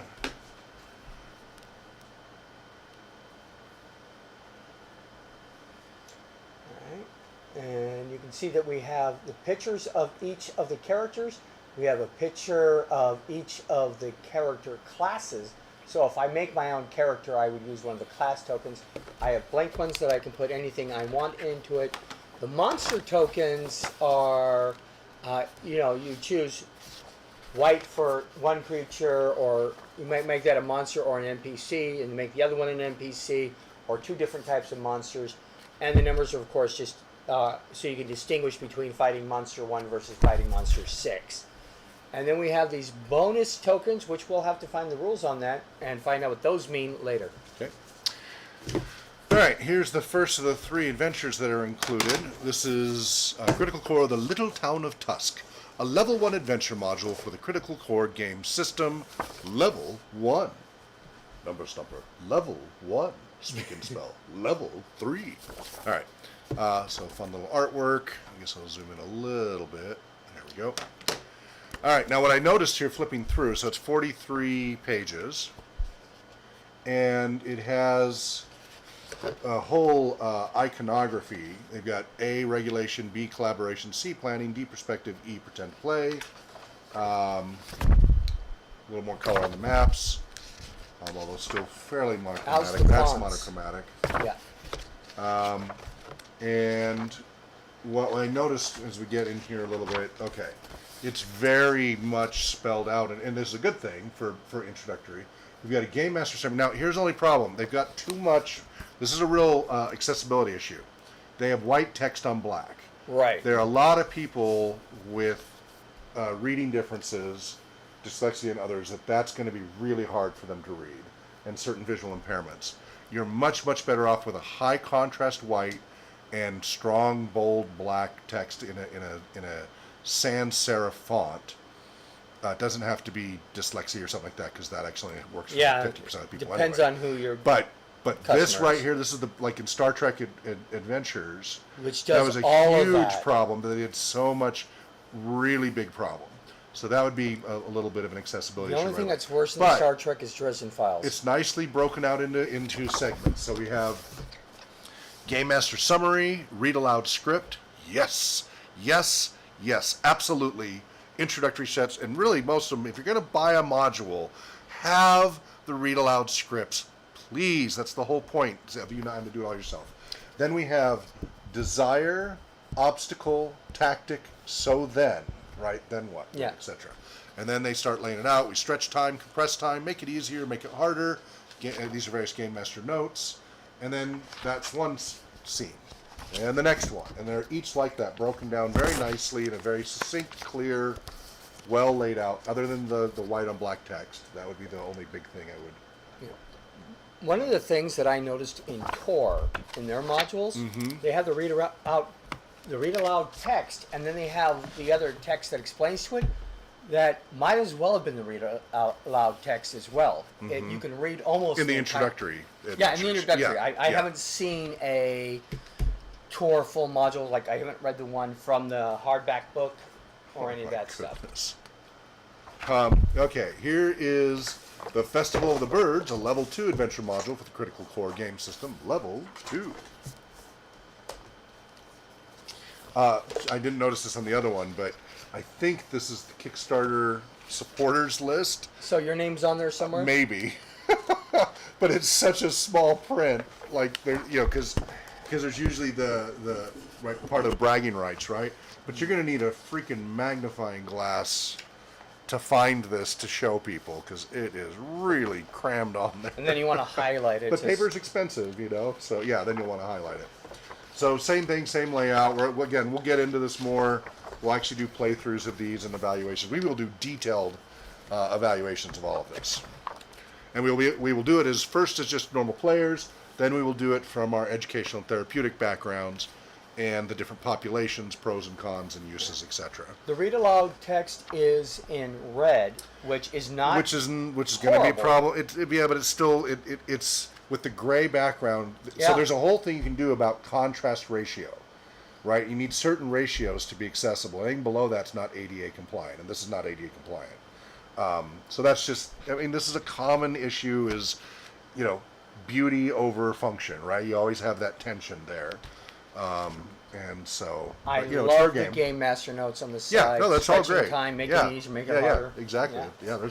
I'm really looking forward to delving this. So here's the Age of Green, a level 3 adventure module for the Critical Core game system.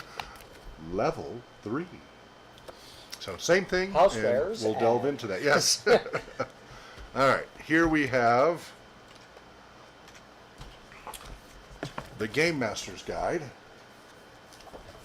Not very thick. It is, it's still plenty for an introductory set. 59 pages, including, at least it has an index. Whether or not it's a workable index, we'll see, but at least it has one, and that's really important. You'd be surprised how many books Don't that are have reference books have no. I know, it's barely shocking. have a table of contents. Yeah, useless table of contents and no index or a useless Yeah. index. So, always glad to see that. I always check for it. It's one of my pet peeves. Because it's so hard to do a role-playing game when you don't have an index. Have they As you come see with out Tor, with they always had to come out with releases. a full rule book yet, or is just this introductory I don't one? know. I just see what's inside. I think all of this is about selling you to buy their training and services. Okay. Right. This is a get you. There's hooked not in an the idea. advanced version. As far of as this. I know, there's nothing else. This is just get the kit, go through their training if you want to do more. Yeah, that's all there is. Starter version. They may be working on a more complete version, but there's nothing on their website. Okay. You know, and they're probably too busy doing practice and everything else and expanding to hospitals and all that. Exactly, So, you know, yeah. I know we're swamped I with see what them we're everywhere, doing. so they obviously Yeah, are they're very doing busy. a great job. All right. Beyond this place there be dragons. But don't worry. We don't need stories to believe in monsters. We already believe monsters exist. We need stories to believe in heroes. Monsters can be beaten, and we can be the heroes of our own story. Adam Davis, GameToGrow. Your path to adventure starts here. Critical Core is a collaborative role-playing story game, often called a tabletop role-playing game, or TTRPG. I know. They do not need two T's. It's become industry standard. No, it's not industry standard. It has become illiterate standard. Anyway. Everybody uses it. No, And not everybody. Only an illiterate subset. That is, oh my goodness. All right, Okay, if the you've never illiterate played, subset is I've analyzed this. I've gone out there because this is another big pet peeve, because it's standardization of language and extra syllables. This is harder for people to say. Yeah. People with speech impediments, it's worse. The primary complaint he completely has illogical. is that tabletop has been a single word forever. So when you do centuries. Yeah. So what's the word? It's TRPGs. Oh no, it's not a scuba, which is gosh, I just forgot how to I think. don't know what Acronym. initialism Yeah, this is an initialism. Yeah. Acronym would be scuba. would be something you can pronounce as a word. Correct. Yeah. If you've never played a tabletop role-playing game before, don't worry. Critical Core was designed to be easy to pick up and learn. And again, TTRPG is just one of my pet peeves, but it's yeah. Okay, Critical Core is collaborative. The goal of Critical Core is to have fun creating an amazing story together. In Critical Core, players role-playing fantastic heroes. The most unique aspect of TTRPGs, like Critical Core, is the special role of the Game Master. And then we talk about exploration, combat, and roleplay. Meet the D20. Welcome to Critical Core, the fantasy world of Taurus. Little overview. All right, are we able to play yet? It's an introductory set. Can we play yet? Well, I'm reading a few pages here. That's starting with the rule book. Can we play yet? Well, it Just says- grabbing the module? I Or don't do you have know. to Is read there a that first? solo adventure somewhere? I didn't see anything about I'm solo looking. adventures. Is there a solo adventure in there? Plot summary. What I understand map. is the GM needs to read first, the GM's guide first. Yeah, little tusk. Yeah, nope. We're not I didn't playing. see anything. Yeah. So, as a starter set, continuing the navel gazing of the RPG industry to the barriers to entry. All right. Roles at the table, the players, the game master. So I'm on page 8 so far. Critical Core gameplay, page 9. We've got all sorts of great diagrams. We've got a little example. Okay, tale from the table. So here's the typical dialogue example of the GM telling the players what to do. It's not you playing. It's just giving you an example of the GM interaction with the players, right? Which goes all the way back to the Right. original D&D stuff. About a page and a quarter of it. But you're not playing yet. You're just reading examples. Page 11. Good game masters have spark, spontaneity, playfulness, attunement, restraint, knowledge. Now you go into definitions of each of those terms. Yeah, there's a definition This is not of the dots in facilitator's beginning guide. of This is the game master's guide. Right. Who can be Which this they said a separate basically that person. non-therapists and such could play this game Right. without, the facilitator's guide is supposed to be for the therapy specific thing, is my understanding from the outside structure. All right, we're on page 12, structure of a Critical Core story. We have sessions, campaigns, and encounters. Getting into the game, making sense of the bits and pieces. And on page 13. Page 14, meet the heroes. These character descriptions are just the tip of the iceberg. 15. I think you have to read the whole book. 16, I know. Overcoming challenges and leveling up. Introducing the dice. Randomness and probability, page 16. Encounter types, the elements of Critical Core. Exploration, combat, roleplay, RLE play, page 17. Dice stats, action, exploring the world of Critical Core, character attributes. Now, they did mention, so this is probably a marketing decision, that if you already know how to play Dungeons & Dragons 5th edition, you can skip straight to the facilitator's guide. Okay, we'll take a look at that. Maybe it has playthrough in it. Yeah. We'll find out. That would be great. I would really, really like to see that. I'm afraid we're going to have to publish it ourselves. We are. We're Get going one. the industry to get a clue. Yeah, we've got somebody writing the BFRPG. No, that Well- hasn't happened in months. Okay, well, he It's gonna have to started come it. back to me. Okay. And I got to finish the other books first, so you can do the workshops. Right. And We'll get there. Yeah. All right. Let me get my convention out of the way. Yes, exactly. Excuse me. Character qualities, page 21. Critical success and failure, page 22. Advantage and disadvantage, character abilities and exploration, review and coffee break, page 23. Coffee break. Congratulations, you've taken the first and most important step in becoming a great game master. Let's spend a moment reviewing what you've learned, because once you're comfortable with these basic concepts, everything will fall into place. We're on page 23. In the table below, we've listed a few examples of using attribute checks. See if you can guess what to do without looking at the answers.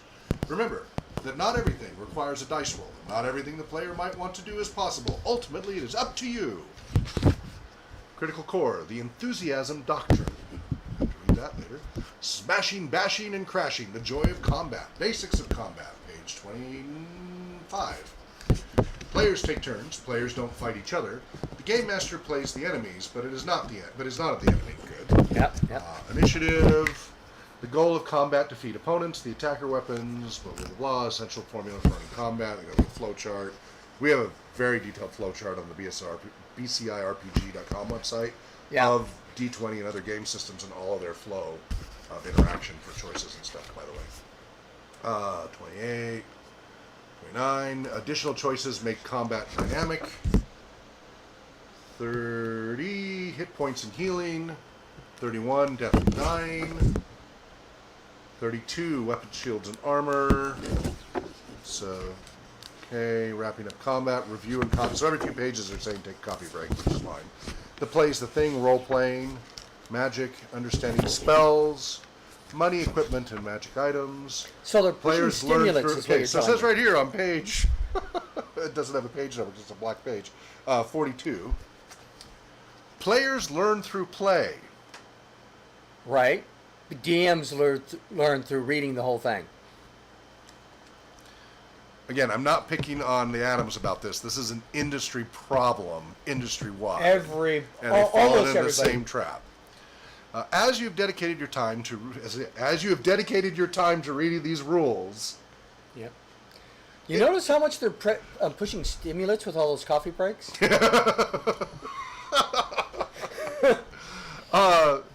Definitely assuming an adult. It may be tempting for players and game masters who know the game well to introduce new players to the game by explaining all the rules and intricacies of the game in great detail. Resist this temptation. Yes. Until players have experienced the fun of the game, it's just not that fun to be the recipient of a rules lecture. Correct. Whether your players are new to TTRPGs or I'm going to start doing Inspector Clouseau here. TTRPG. Or not Clouseau, it's Chief Inspector Dreyfus. Yes. From Pink Panther. Or veteran players, aim to have them playing as quickly as possible. I think this is the unless the facilitator, I hope the facilitator's guide does this. Because otherwise, this is the literal definition of cognitive dissonance. They're describing exactly what they should be doing. They're telling us that we should do that for the players. I know. But the dungeon master is an advanced person who has to slog creates a huge shortage of dungeon masters, so there's always a backlog and a slow expansion and adoption and barrier and yeah. Yep. All right, character selection and background creation should take less than 15 minutes. Yep. This often means that it sounds like verbatim our standards that we've written about for decades. This often means that the player won't know where to look on the character sheet for information, won't know which dice to roll or which numbers to add, and won't know what the expectations are for the back and forth exchanges between the player and the game master. That's okay. Yes, it is. Players can jump into making up interesting things about their character and learning the world as you play together. Some players will be more engaged than others when hearing the rules, but everyone gets to benefit from moving the game experience forward together rather than waiting for rules to be explained before the fun can begin. Exactly. You can do the same thing for the game master industry, RPG industry. That exact principle you can do for the game master as well. The game master is a player too. Let's give some love to the GMs that you want to introduce to gaming for the first time. Playing the game using Critical Core modules to create amazing stories. Now that you understand the rules for the 3 elements Critical Core, it's time to understand how it all folds together. Included in the Critical Core starter set are adventure modules, which are your script, your playbook, and the foundation from which you can create meaningful, engaging stories. Sequential sessions. Sequence, dot system of narrative construction. So desire, obstacle, tactic, so then. That's the dots. Yep, and that's explained in front of each of these exactly. modules. We're showing that there. Okay, so it lays out the module format as we showed you earlier. I mean, it's kind of interesting that they put the module, as far as unpacking, they put the modules before the GM's guide to explain the modules. Right. It would have made a little more sense the other way. If you're not going to be able to just jump in and start playing, well, and open the first module. Let's double check that. Can we just jump in and start playing that module, GMing that module? okay, let's find Linear out. puzzles, open-ended challenges, and quantum quandaries. Closing wisdom. Okay, we're on page 47 Game Master so far. Introduction. You are a Game Master. Magic items, Appendix A. Okay.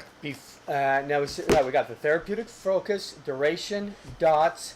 Before you begin, the adventure is written for a group of 3 to 5 level 1 characters, PCs. Each player should have chosen a character and filled out a character sheet before beginning. You should also familiarize yourself with the module before running a game. Means read the whole module. For more information on running games, the dot system, critical core capacities, and use of critical core to achieve specific outcomes, please make sure to read the Critical Core Game Master's Guide and the Facilities Guide. Critical core capacities, regulation, corroboration, planning, perspective, pretend, play, plot summary, map, encounter What page are you on? outline. I'm on page 10 where the encounter outline. Okay, we're still not able to play yet. Adventure setup, reading with a... Is that the opening narrative? Yep, there's the opening That's page narrative. 11? Page 11. I'm now reading the story to the players. All right. But I've already read That's this the whole start book. of gameplay. Yeah. Yeah. So what we're going to do is we're going to try, because this is how we evaluate. Anybody claims to be a starter set, and they claim this, we're going to try to go straight to that page. Right? We're experienced gamers, right? Yep. But we're going to comment on, well, if it's a new gamer who doesn't know, they wouldn't know this. And where it is, so if they do it correctly through differential learning rather than mass learning, we'll read that block. It'll walk us through their wonderful formatting they have, a step-by-step. And we will all learn together as a GM and players how to GM and play the game together by reading a page at a time. And it will say things like, oh, at this step you will want to do a such and such check. Do it, here's a lightweight version of the rules, just roll this and compare it. For more details, see page such and such of the GM's guide. Then the next thing, and the next thing. That's how you do differential learning, to get into it quickly and let everybody get playing And hopefully right away. they'll do that. Does it look like it at all? Just as far Well, as a sneak peek? it does have the, breaking down Game Master notes. It has the desire obstacle Save the Soup Tavern from onslaught of skeletons. Skeletons, okay, this is an opportunity. So you finish off skeletons around the tavern. No, because it doesn't walk you through doing your first combat. No. You have to go read all the rules on combat and everything else. Now, So I can pretty much run this these are all immediately. wonderful tips. Like, these are great. There's some great things going on here. But that is not a true introductory set. If I didn't have any of the rest of the material here, Yeah. I could run this You and I- probably well, immediately. We can totally figure it out, yeah. But the not average a person starter doesn't set. have 40 years of experience. It's not a starter set, yeah. Yeah. Facilitator's Guide. All right, this one's almost twice as long, which is not that much in role-playing game world, but for other people. It does have the I mean, if you contents think in when the you back. open a board game like No. Exploding Kittens, and, how long's the rule book, How long That's do a you single play? page. I know. You could flip. And that's what the attention span for most people is going to be. 71 more pages, or 6, wait a minute. Why does it say, what? What's the problem? The Counting the table last, of contents says page 71. right? The last page, was it stuck together? No. Is 71 Last missing? page All is right. 63. That's it. Huh. The Troll of Legend. So they just got out of sync? Yeah, so it says 71 on the table of contents, it's 63. So they got out of sync. What must have happened is they moved stuff around, trimmed Right. pages. Somebody forgot to update the table of contents. Click Update Table of Contents. Oh, I hate it when that happens. It's happened to me. I put it to the publishers. Oh, yeah. Go!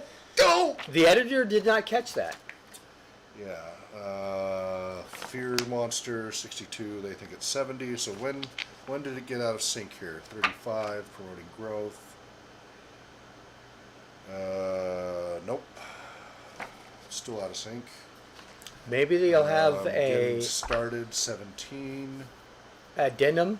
Nope, that's still off. Is it off at the beginning? No, errata. They need an errata, not an Oh, addendum. you know what I think happened? What? No, so page 4. Even at the very beginning, it's wrong. It says introduction page 6, introduction page 4. The whole thing, and it gets worse as it progresses. Okay. It incrementally I bet you gets that, I worse wonder and if there's worse. page numbers skipped. Like you go 11, 14. Yeah, I don't know what. Yeah, that's unfortunate. So you're gonna have to pencil in if you want to like find stuff without having to search for it. Is there an index? Index. Not on this one. Okay, that's But a it's shame. but it's a thorough table of contents. Right. So that's not as good as an index where you can look up keywords. But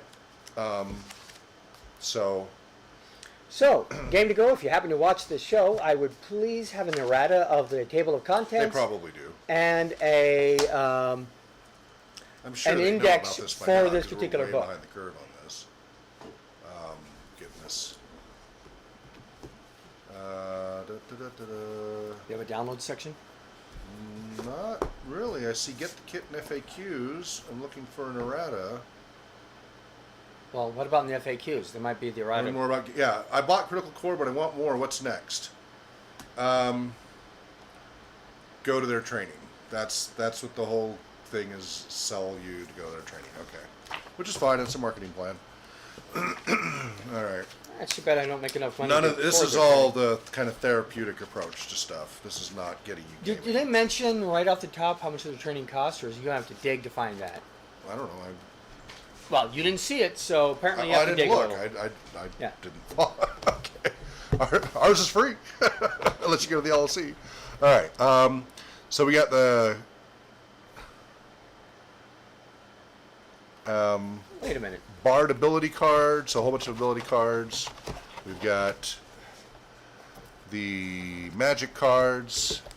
We have the 4 sets of dice. You know what we don't The have? bag. We have the. There's no player's guide. Everything is on. Did it say there was a player's guide? I don't remember think it said. No, because the GM has to be the facilitator for everything. Remember, Right. it said. Yeah, so players are completely dependent. This is 100% relying on the mentor model, which is really anathema. Yeah, it didn't say anything about a player's guide, did it? I don't remember. Well, not only is there nothing about a player's guide, Yeah, but there's no player's guide. there's no character creation. Yeah, this is just pre-gens. As I said, if you want more, but well, you can adapt this to your 5e, right? You can take 5e and expand it. It's still just 5e. Yeah, It's easy enough and to bring I'm in sure 5e. there's a couple That's little tweaks the that you'll have expansion. to figure it out. But what they're going to say is, if you want to apply it in there, you got to go through a training, etc. So they are literally relying on the mentor model because you got to go to their training to Right. go further along. So they're hammering on the mentor model, which are the 2 biggest barriers to adoption of role-playing games globally. Mass learning, mentor model. Those are the 2 biggest barriers and the 2 biggest mistakes of the role-playing game industry. And they're doubling down on the mentor side and a little bit on the mass learning. That's interesting. There's some interesting choices for an introductory set. Should I get it from a marketing and business perspective. And Yeah. They're doing well. So the facilitator's guide Mm-hmm. shouldn't even touch it until you finished reading all the rest of this stuff.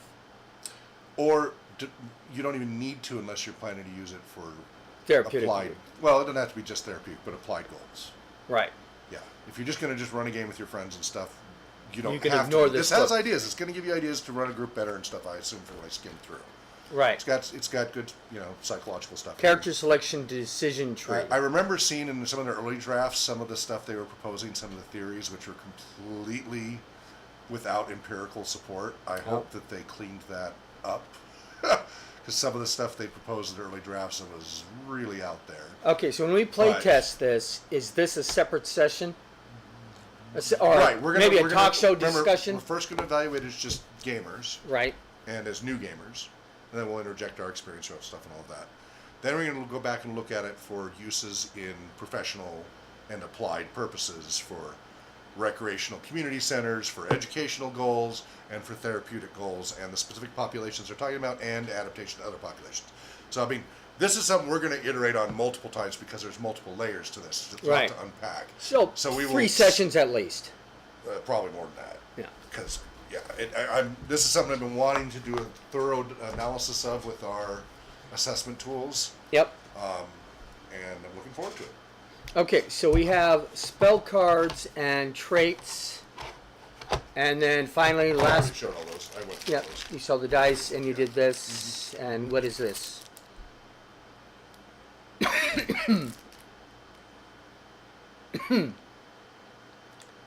I guess these are NPCs and monsters. Yeah. Okay. Well, I got sidetracked on that. Yes, that would be, yeah, you got it. All right. I like the dice. They're fine. They're standard. Yeah. We have a 4, a 6, an 8, a single 10, a 12, and a 20. Okay, so no percentile as far as 2 10s. Nope, you'll just have to borrow Roll somebody twice. else's 10. Roll it twice. Yep. That's old school. Okay, cool. I mean, you got what you need to run it. That's great. But you're going to have to do a lot of reading and prep before you will be able to run anything. Yep, the DM is going to not be able to grab the box and play today. Or probably this week. Maybe by next week. Yeah, give me a week to study this, and then I can run it. Yeah. Yeah. Okay. Is that the order it was in? It is the exact order Okay, it was in. character sheets were first? That's not a character sheet. Oh, that was the... Okay, that's what I got confused. I saw that. That was the character sheet. All right, that threw me. All right. So we're ready to take a short break. And then we will... Let's unpack the adventure terrain. Yeah, let's get some more And looks we'll at that. start laying that out and making a big mess. And then future episodes, again, will be on Twitch. So right now we're doing this on youtube.com/RPG Research. But starting next week, which is September 4th, we'll be on our Twitch channel, twitch.tv/RPG Research. We alternate back and forth. So like the RPG Talk Show on Fridays 1 to 2 will be here at the YouTube channel.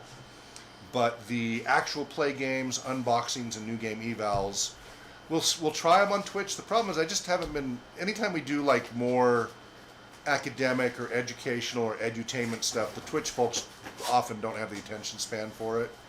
And so it's usually better to go to YouTube.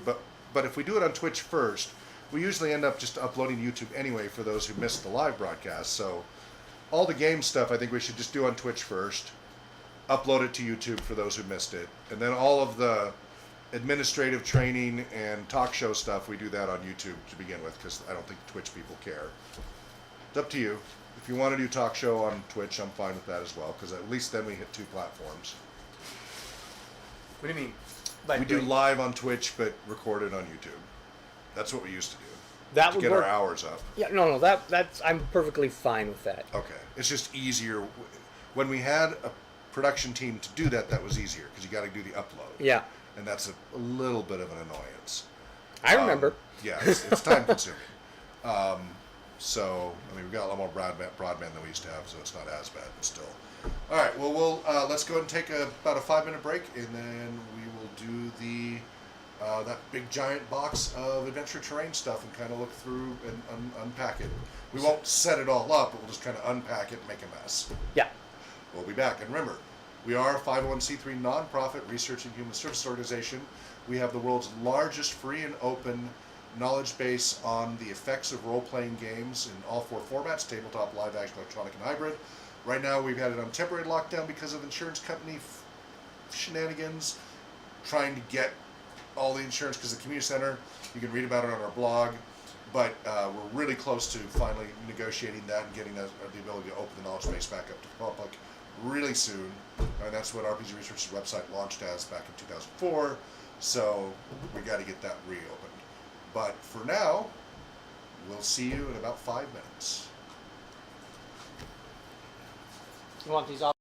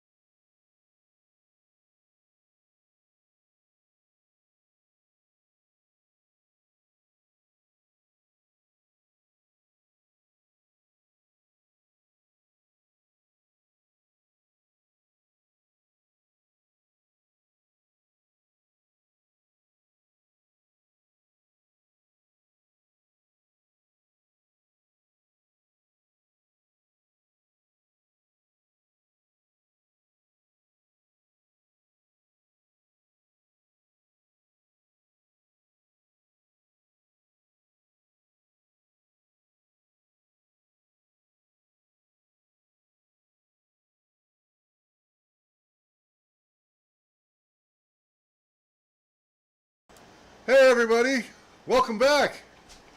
Hi. Hi there. We're behind the company that makes these monster that makes the terrain adventure terrain. Adventure tiles. Amazing. What? No, adventure. It's right there on the tool. Where's the tool? Getting tired. You can put that one up there too because it's all the pieces, parts. What happened to the tile? There. The tool. The tool. Remember the tool. The tooth. Oh, it's over here. Aha, keep it together. Yeah, this All the was stuff in together. a bag. Okay. Yeah, so made by Monster, AdventureTerrain. Yeah, there we go. I'm bringing these AdventureTerrain. down here just because they're so high they don't show up on camera. Hi there. So, amazing Kickstarter.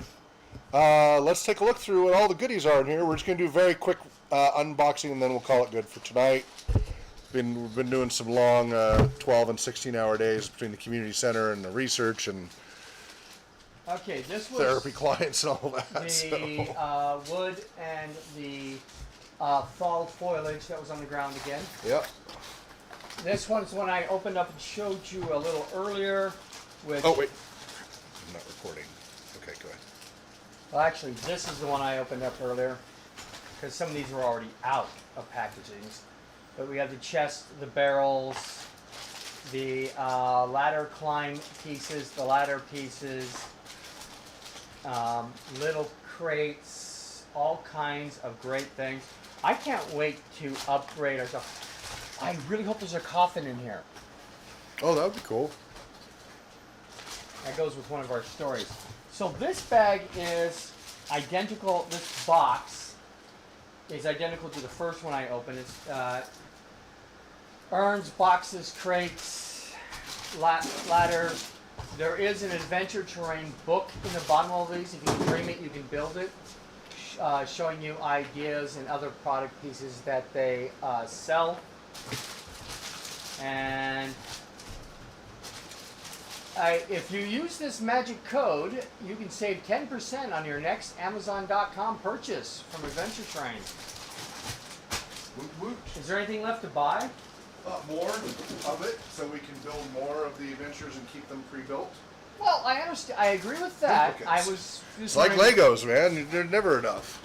Legos, the Use- best toy ever invented. Yeah. I even use Legos for Dungeons and Dragons. Yeah. But my question But these are was, better with is terrain. there more stuff in those? I don't think so. I think I bought everything. Collect them all. Pokemon of Adventure Tiles. Come on.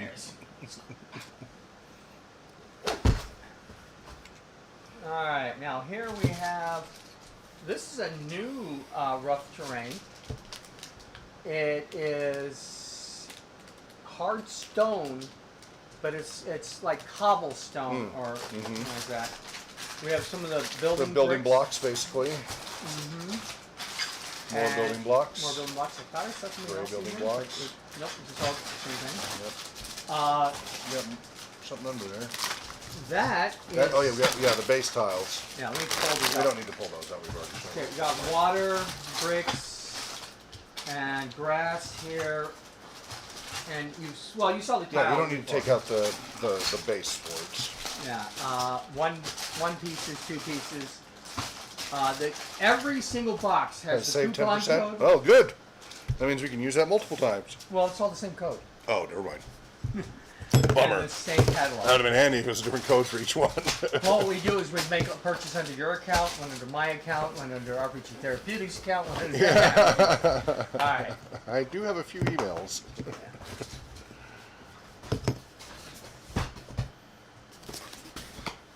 I just bought a whole bunch Those of just tuning in, I'm 6'7" and still, this literally, if I put all of it here, It's taller than he is. Oh, I don't know if this is lava terrain. yeah. Well, let me see. They do have lava Orange. terrain. Probably that's different than the other lava terrain they used to have. Yeah, but we have lots and lots of different. It's a slam terrain. dunk. Now, I will tell you one thing.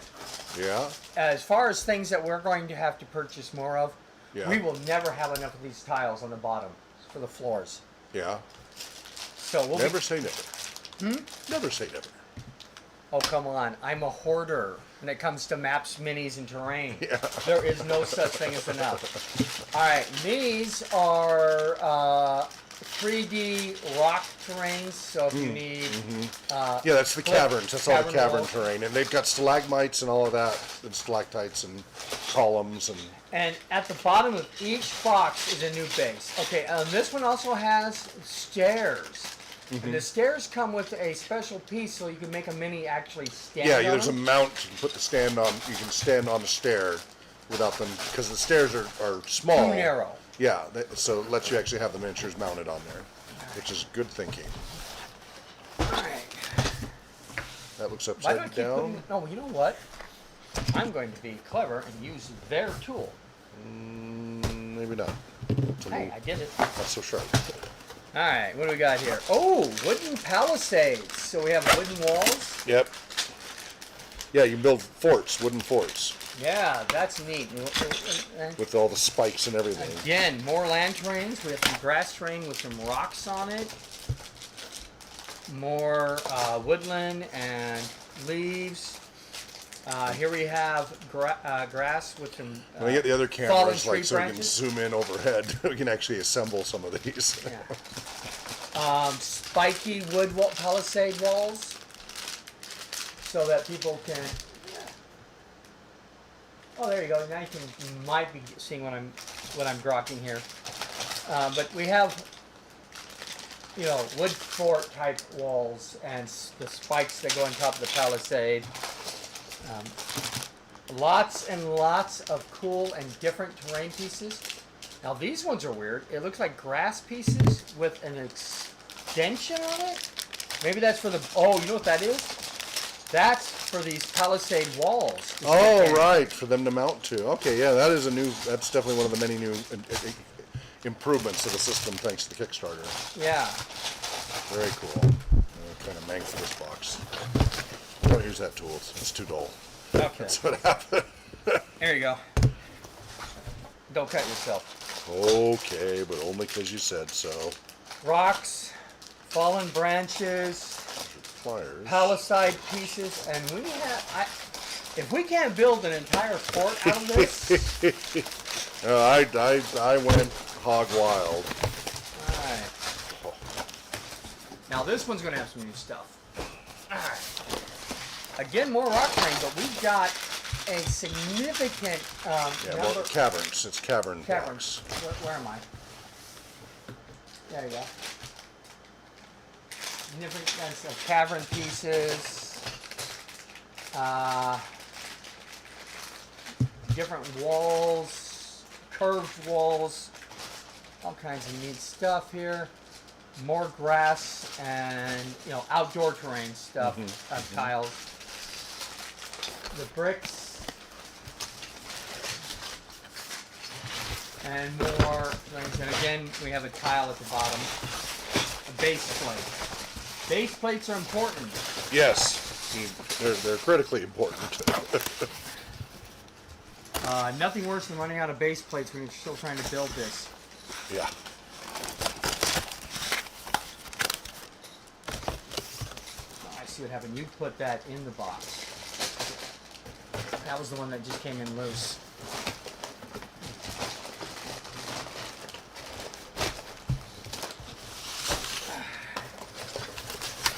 The disassembly line, not an assembly line, disassembly. These are the basic walls that we use for dungeons. Castles, anything you want. Yep. That's actually the castles, but yeah, anything you want. They are not They're not thin. textured. Right, they're Not big. textured. They're not. Yeah, not they're- making they're- thin walls. They're an inch by an inch by an inch. They're an inch cubed. Which So is that you 5 get your foot 10 by foot 5 foot. or 5 foot by 4 foot. Yeah. Old school 10 foot, new school 5 foot. Yeah. Right, but with the 10 foot Yes. diameters, you're Yeah, using yeah. Raoul Partha mini minis. Right. Well, The minis were much smaller back that's right. I still have them. then. Okay, let's see what we got here. Alright. Castle pieces. Stairs. Stairs are very important. More cavern pieces. Terrain pieces. Looks like lava, dirt. cobblestone, broken terrain.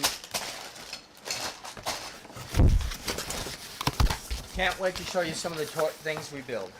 Yeah, we're looking forward to that as we I build out the don't see dungeons. any more. I think we will be able to build that whole castle. Castle by the Sea? Yeah, Yeah, that'd be good. yeah. I don't think we'll be able to build out the slavers I hideaway. don't. That's too big. Yeah, I don't see the bridge pieces other than in our old set, where we have just plain flat works. But we still. And like, we may have haven't missed got them there. just because there's so much in here. Until we actually break it out and start building them, it's hard to know Okay, everything. castle bricks. Of different types, yeah. More castle bricks.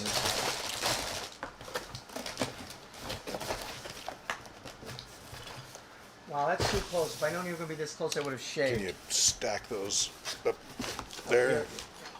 Ah.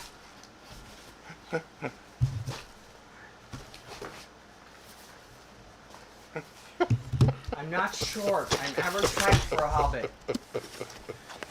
All right. Water, gravel, grass, castle, more castles. It's all castles.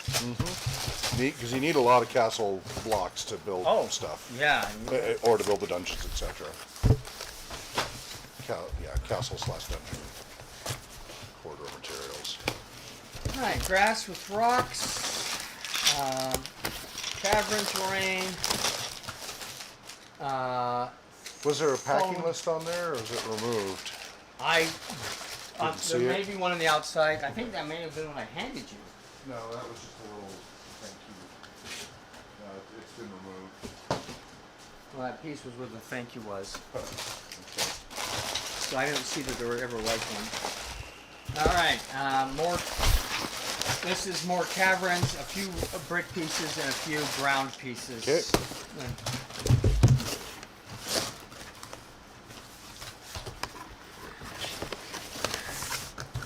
Okay, water, grass, hard ground tiles, doors.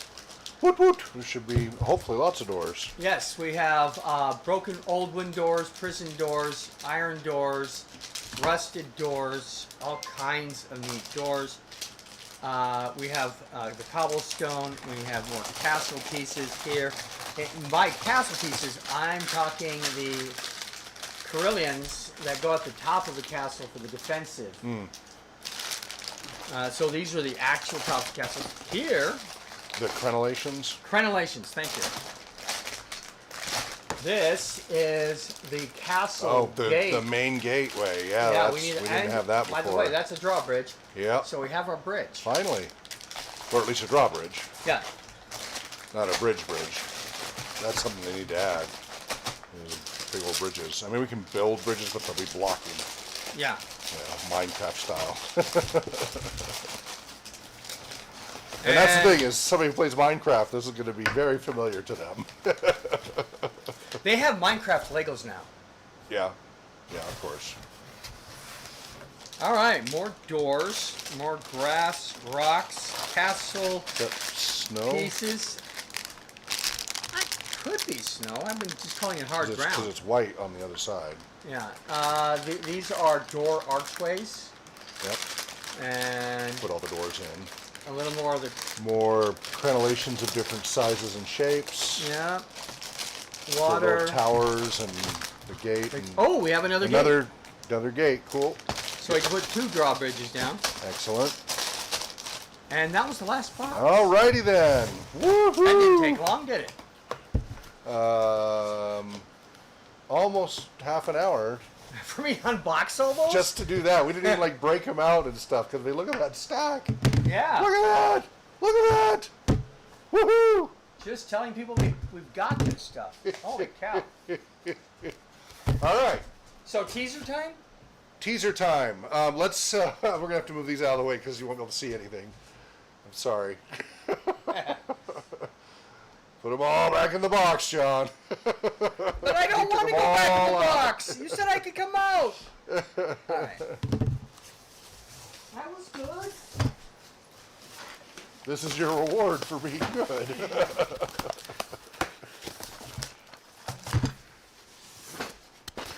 If I behave myself, he lets me out of the box.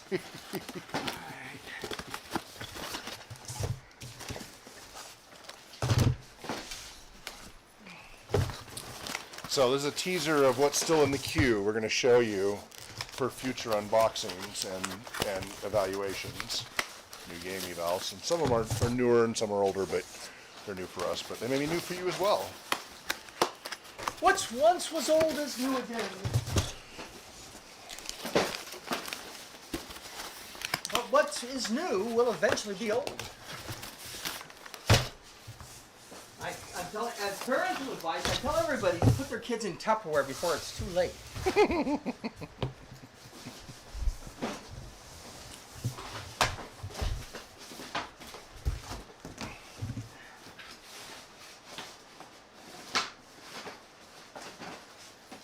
Hey, this is weird. You ever have anything fit back in the box the way it came out? Inconceivable. All right, let's throw some things up here to awe you. Now, we're not going to unbox it right now, but I will tell you what it is. Yeah, I mean, you can just show like one of the things. That whole box is full of stuff. We're not going to unbox it. But a little teaser. Are you ready to take on the tower? No, that's exactly what you just read. Oh, okay. Just that. Yeah. Okay. Return to Dark Tower. A Dark Horde This is expansion. actually better. Yeah. And That's the expansion. This is the Dark Tower Return to itself. Dark Tower itself, yes. And there's another expansion here. And Alliance expansion. expansion. Yeah. So anyway, we'll be unboxing that soon. Maybe even playing it once or twice. in our Eventually, lives. yeah, sooner or later. Sooner or later. And we don't know what next week will, which ones, like, it's kind of like, let's see what makes sense each week. So we can't tell you next week which of all these things we're going to show you. But every week, as long as we have a queue of more than 20, we got to get caught up on. And then once we caught up on the unboxings, we will then start doing the new game evals of all of these and evaluations. If you want to know what we're going to unbox next, before it actually comes to the unboxing, watch the RPG Talk Show. Yeah, because we give you a heads up on Friday, 1 to 2 p.m. Pacific time. It's rpgtalkshow.com, and you can watch us on youtube.com/RPG Research from 1 to 2 p.m. Pacific time. Actually, live. We've just decided we're going to do all the live stuff on Twitch and then all the uploads to our YouTube channel. So twitch.tv/RPG Research for live, and youtube.com/RPG Research for all the recorded stuff. Okay. Some of that will be available to our Patreon supporters first, patreon.com/RPG Research. They'll get early access sometimes a month or more before the general public as a thank you for their generous donations that help us have any chance to do this, right? Without them donating, we can't keep the lights on, we can't do the streaming, we can't have a place to store. We need the donations to do that. Obviously, our monthly expenses just went up considerably by acquiring this building for the role-playing game community center. So And we this beautiful definitely need your studio. donations. Okay. So rpgresearch.com/donate. Today, please. You can do it through PayPal. You can do it through our Patreon if you want early access to stuff. You can do one-time or subscription through PayPal if you don't want the Patreon stuff. And you can do our Amazon wish list of specific items and actually just buy the items and ship them to us. That we need all kinds of practical things. Like air conditioning and heaters and stuff like that, or pencils, paper, dice, what have you. And then, of course, museum contributions, careful, John, for the museum itself. And we are a 501c3 nonprofit, so it is all tax deductible. All right, some of these are a little older, but we really need to go through them. We haven't. So, like the Cypher, This is the cipher. Monty Cook stuff. Then we've got the your best game ever Monty Cook stuff that's a few years old, but we need to do the full eval because of our analytical process. We don't And the have just Numenera a small starter amount set. of Monty Cook. Yeah, that Stars are on fire. boxes Numenera, of the No Cypher Thank You system. Evil. Well, remember their second Kickstarter, No Thank You Evil. They put us on the front page Yeah. of about us, you know, in our community programs and using them and stuff. So, Inspire Isles is for the sign language role playing game.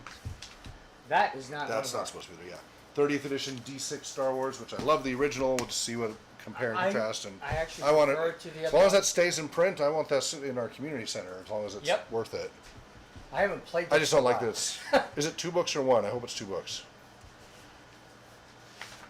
Is it the source? It's and 2 books. Yeah, the role-playing rules game and and the the source book. Yeah, which I have the originals. Or I had the originals. I think my core book disappeared, but I still have the source When I book. played this, I played a crystal. Okay, that's weird. It was well, Star Wars. That And wasn't the rule. It was creative application.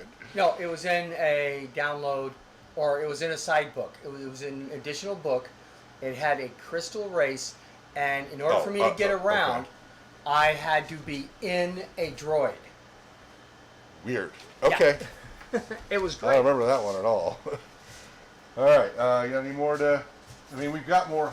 There's some we haven't found yet because we're still unboxing everything. And we've got half a dozen more that will be arriving soon from other Kickstarters that are getting fulfillment. What are some of the ones we're waiting for? Some of them are already, again, because I ordered the full kit and caboodle, they're already available to the public, but I haven't gotten them yet. Like the Avatar RPG. Yes, Avatar. Then the new Margaret Weiss Tracy Hickman RPG. That's coming soon. Yes. What else we There's got? a whole bunch of them. We got a huge pile of them. There's still that Planet Bound one that's been taking forever, and a very crunchy one. Yes. Did I put all the ones that I was bringing in? A couple of them. So anyway, More. just a There's few. more. This is just teaser, and there's more in the queue, but this is what we got here dug out so far. So please tune in Sundays from 6 p.m. to 9 p.m. Pacific time. It'll be twitch.tv/RPG Research for the live stream, and then the recorded videos will be uploaded to youtube.com/RPG Research. They will first be made available to our Patreon supporters, then X amount of time later they'll be made available to the general public on our main YouTube channel. Yes. So if you Find want out early access, what game do that. system that we got annoyed at because they did a second Kickstarter before we actually got the first That was product. Inspire Isle. Oh, I wasn't going to That's tell him. well, that's the sign language one, but yeah. Yeah, I wasn't going to tell him until So we didn't support their second Kickstarter because we never got their first product, and we're like, well, let's wait and see what your first product looks like before we invest more money. Yeah, and when we say we don't spend RPG Research donor money on any of this. No, this is was personal actually, money. Yeah, this was either his money or my money, Right. depending on which product. We gladly accept, as you've seen today, people sending us stuff to eval for free. And then if it passes muster, we go through training, and then we bring it in our community programs, we bring it into our research. It works its way up to potentially in our therapeutic and educational programs. We have a whole process. It takes a while, so stuff needs to stay in print long enough for it to go through the process, because we really do look for, evidence and practice, research, all of that. We have a whole process, and we share that openly and gladly with you to help you be able to make decisions for what's best for what your needs are, your family, your friends, your clients, etc., your students. So that's it for tonight. Tomorrow we have our board meeting, Yes. and our which there's a lot going on there because we got a lot going on. Now, some people won't make it as early as 5. Right, I understand because of different time zones and stuff, but that's happening. And then Tuesday's my only day off. And then Wednesday we have level 2 training, continuing the Beckme adventure. We're just about, oh man, I was hoping to watch the videos so I could be prepared for that. We'll see. Maybe Tuesday. Hey, at least I can found the try. miniatures. Yeah, yeah. So Wednesday night, so we'll start streaming that on Twitch. Because we'll actually start. Yes, last week we didn't do it because we weren't actually playing yet. We were trying to remember everything after how long it's been. Yeah, we didn't. We had exactly 0 minutes of actual play. We just needed to refresh. So we got to finish that, and then we'll actually start gameplay. So that'll be on Twitch, and then Thursday is our therapeutic clients and such. Friday, 1 to 2 p.m. is an RPG talk show. The rest of the afternoon is our community center, open public hours, drop in an RPG. If you're in the Spokane area or passing through, swing on by 101 North Stone Street, Spokane, Washington, 99202. We're working on the RPG Museum. We hope to have that open early next year. We're accepting donations of all kinds. See our donate page. But the community center hours are Fridays from 4 to 8 for public drop-in and RPG, and Saturdays from 1 to 5. We have currently 2 to 3 tables, anywhere from 1 to 3 tables at a time, depending on Game Master volunteers' availability, where we have the space for potentially up to 11 tables in 6 different game rooms, but we are working on getting all that ready. We have to have cameras in there and everything else, right, for safety and security and all that. So, but we're getting there, and All of our it's game all coming masters along. are fully trained. Going and through background rigorous checked. training, rigorous training. Probably the most rigorous training available anywhere for role-playing game masters. I haven't seen anything even close. Everything else that's out there, that maybe is targeting therapy and education stuff, they assume all this other stuff. We're not even talking about therapeutic training. We're just talking about professional game masters at just level 1, rigorous training, and that's good for everybody. It protects everybody, makes for a better experience for everybody. It optimizes the experience. And our volunteers get that training for free. And so if you want to volunteer, swing by rpgresearch.com/volunteer. Now, right now, we're only accepting volunteers in Washington State and game master trainees that can only be here in Spokane area, because we need to really stock up our local game master supply to do these community programs and meet all the overwhelming demand that is here at the community center. Anything else we want to add, John? I think that pretty much covers the loop of our cycle. Again, we'll be back 6 to 9 next Sunday, Pacific time. What page if they want to volunteer? rpgresearch.com/volunteer, as I said a minute ago. Yeah, I want to repeat Again, rpgresearch.com/donate and rpgresearch.com/volunteer. If you're curious about what our programs have an impact, our mission, vision, and impact statements, rpgresearch.com/mission, rpgresearch.com/vision, and rpgresearch.com/impact. You take that. We also have FAQs and all that. If you want to see us at a convention, invite us. Otherwise, our latest convention will be Spokane, and we do talks and things there. Remind me to talk to you about RPG Fest. So, in addition to Token Mood. Yes, but broader instead of just Tolkien focused. Yeah. Yes. Well, since But that'll be a Spokane is going major. away, But that's a key fundraiser, right? That's going to be our big fundraiser. okay. Well, since Spokane is going away, we need to fill that hole. Okay. Well, I don't. We can't. We're not filling gonna the fit, gaming part. We're not going to fit thousands of people here. We need to get those other properties first. We're just filling in the gaming department, not Okay. the rest of it. We're going to need to build like a 7-story building to support all those players. I need one building just for my miniatures. Yeah, he's not kidding. Okay, exaggerating, maybe, but that's about it. All right, we're on Twitter, we're on Facebook, we're on Instagram, we're on all the social media if you want. Wherever you may be well, happy gaming, and namaste. Dream well.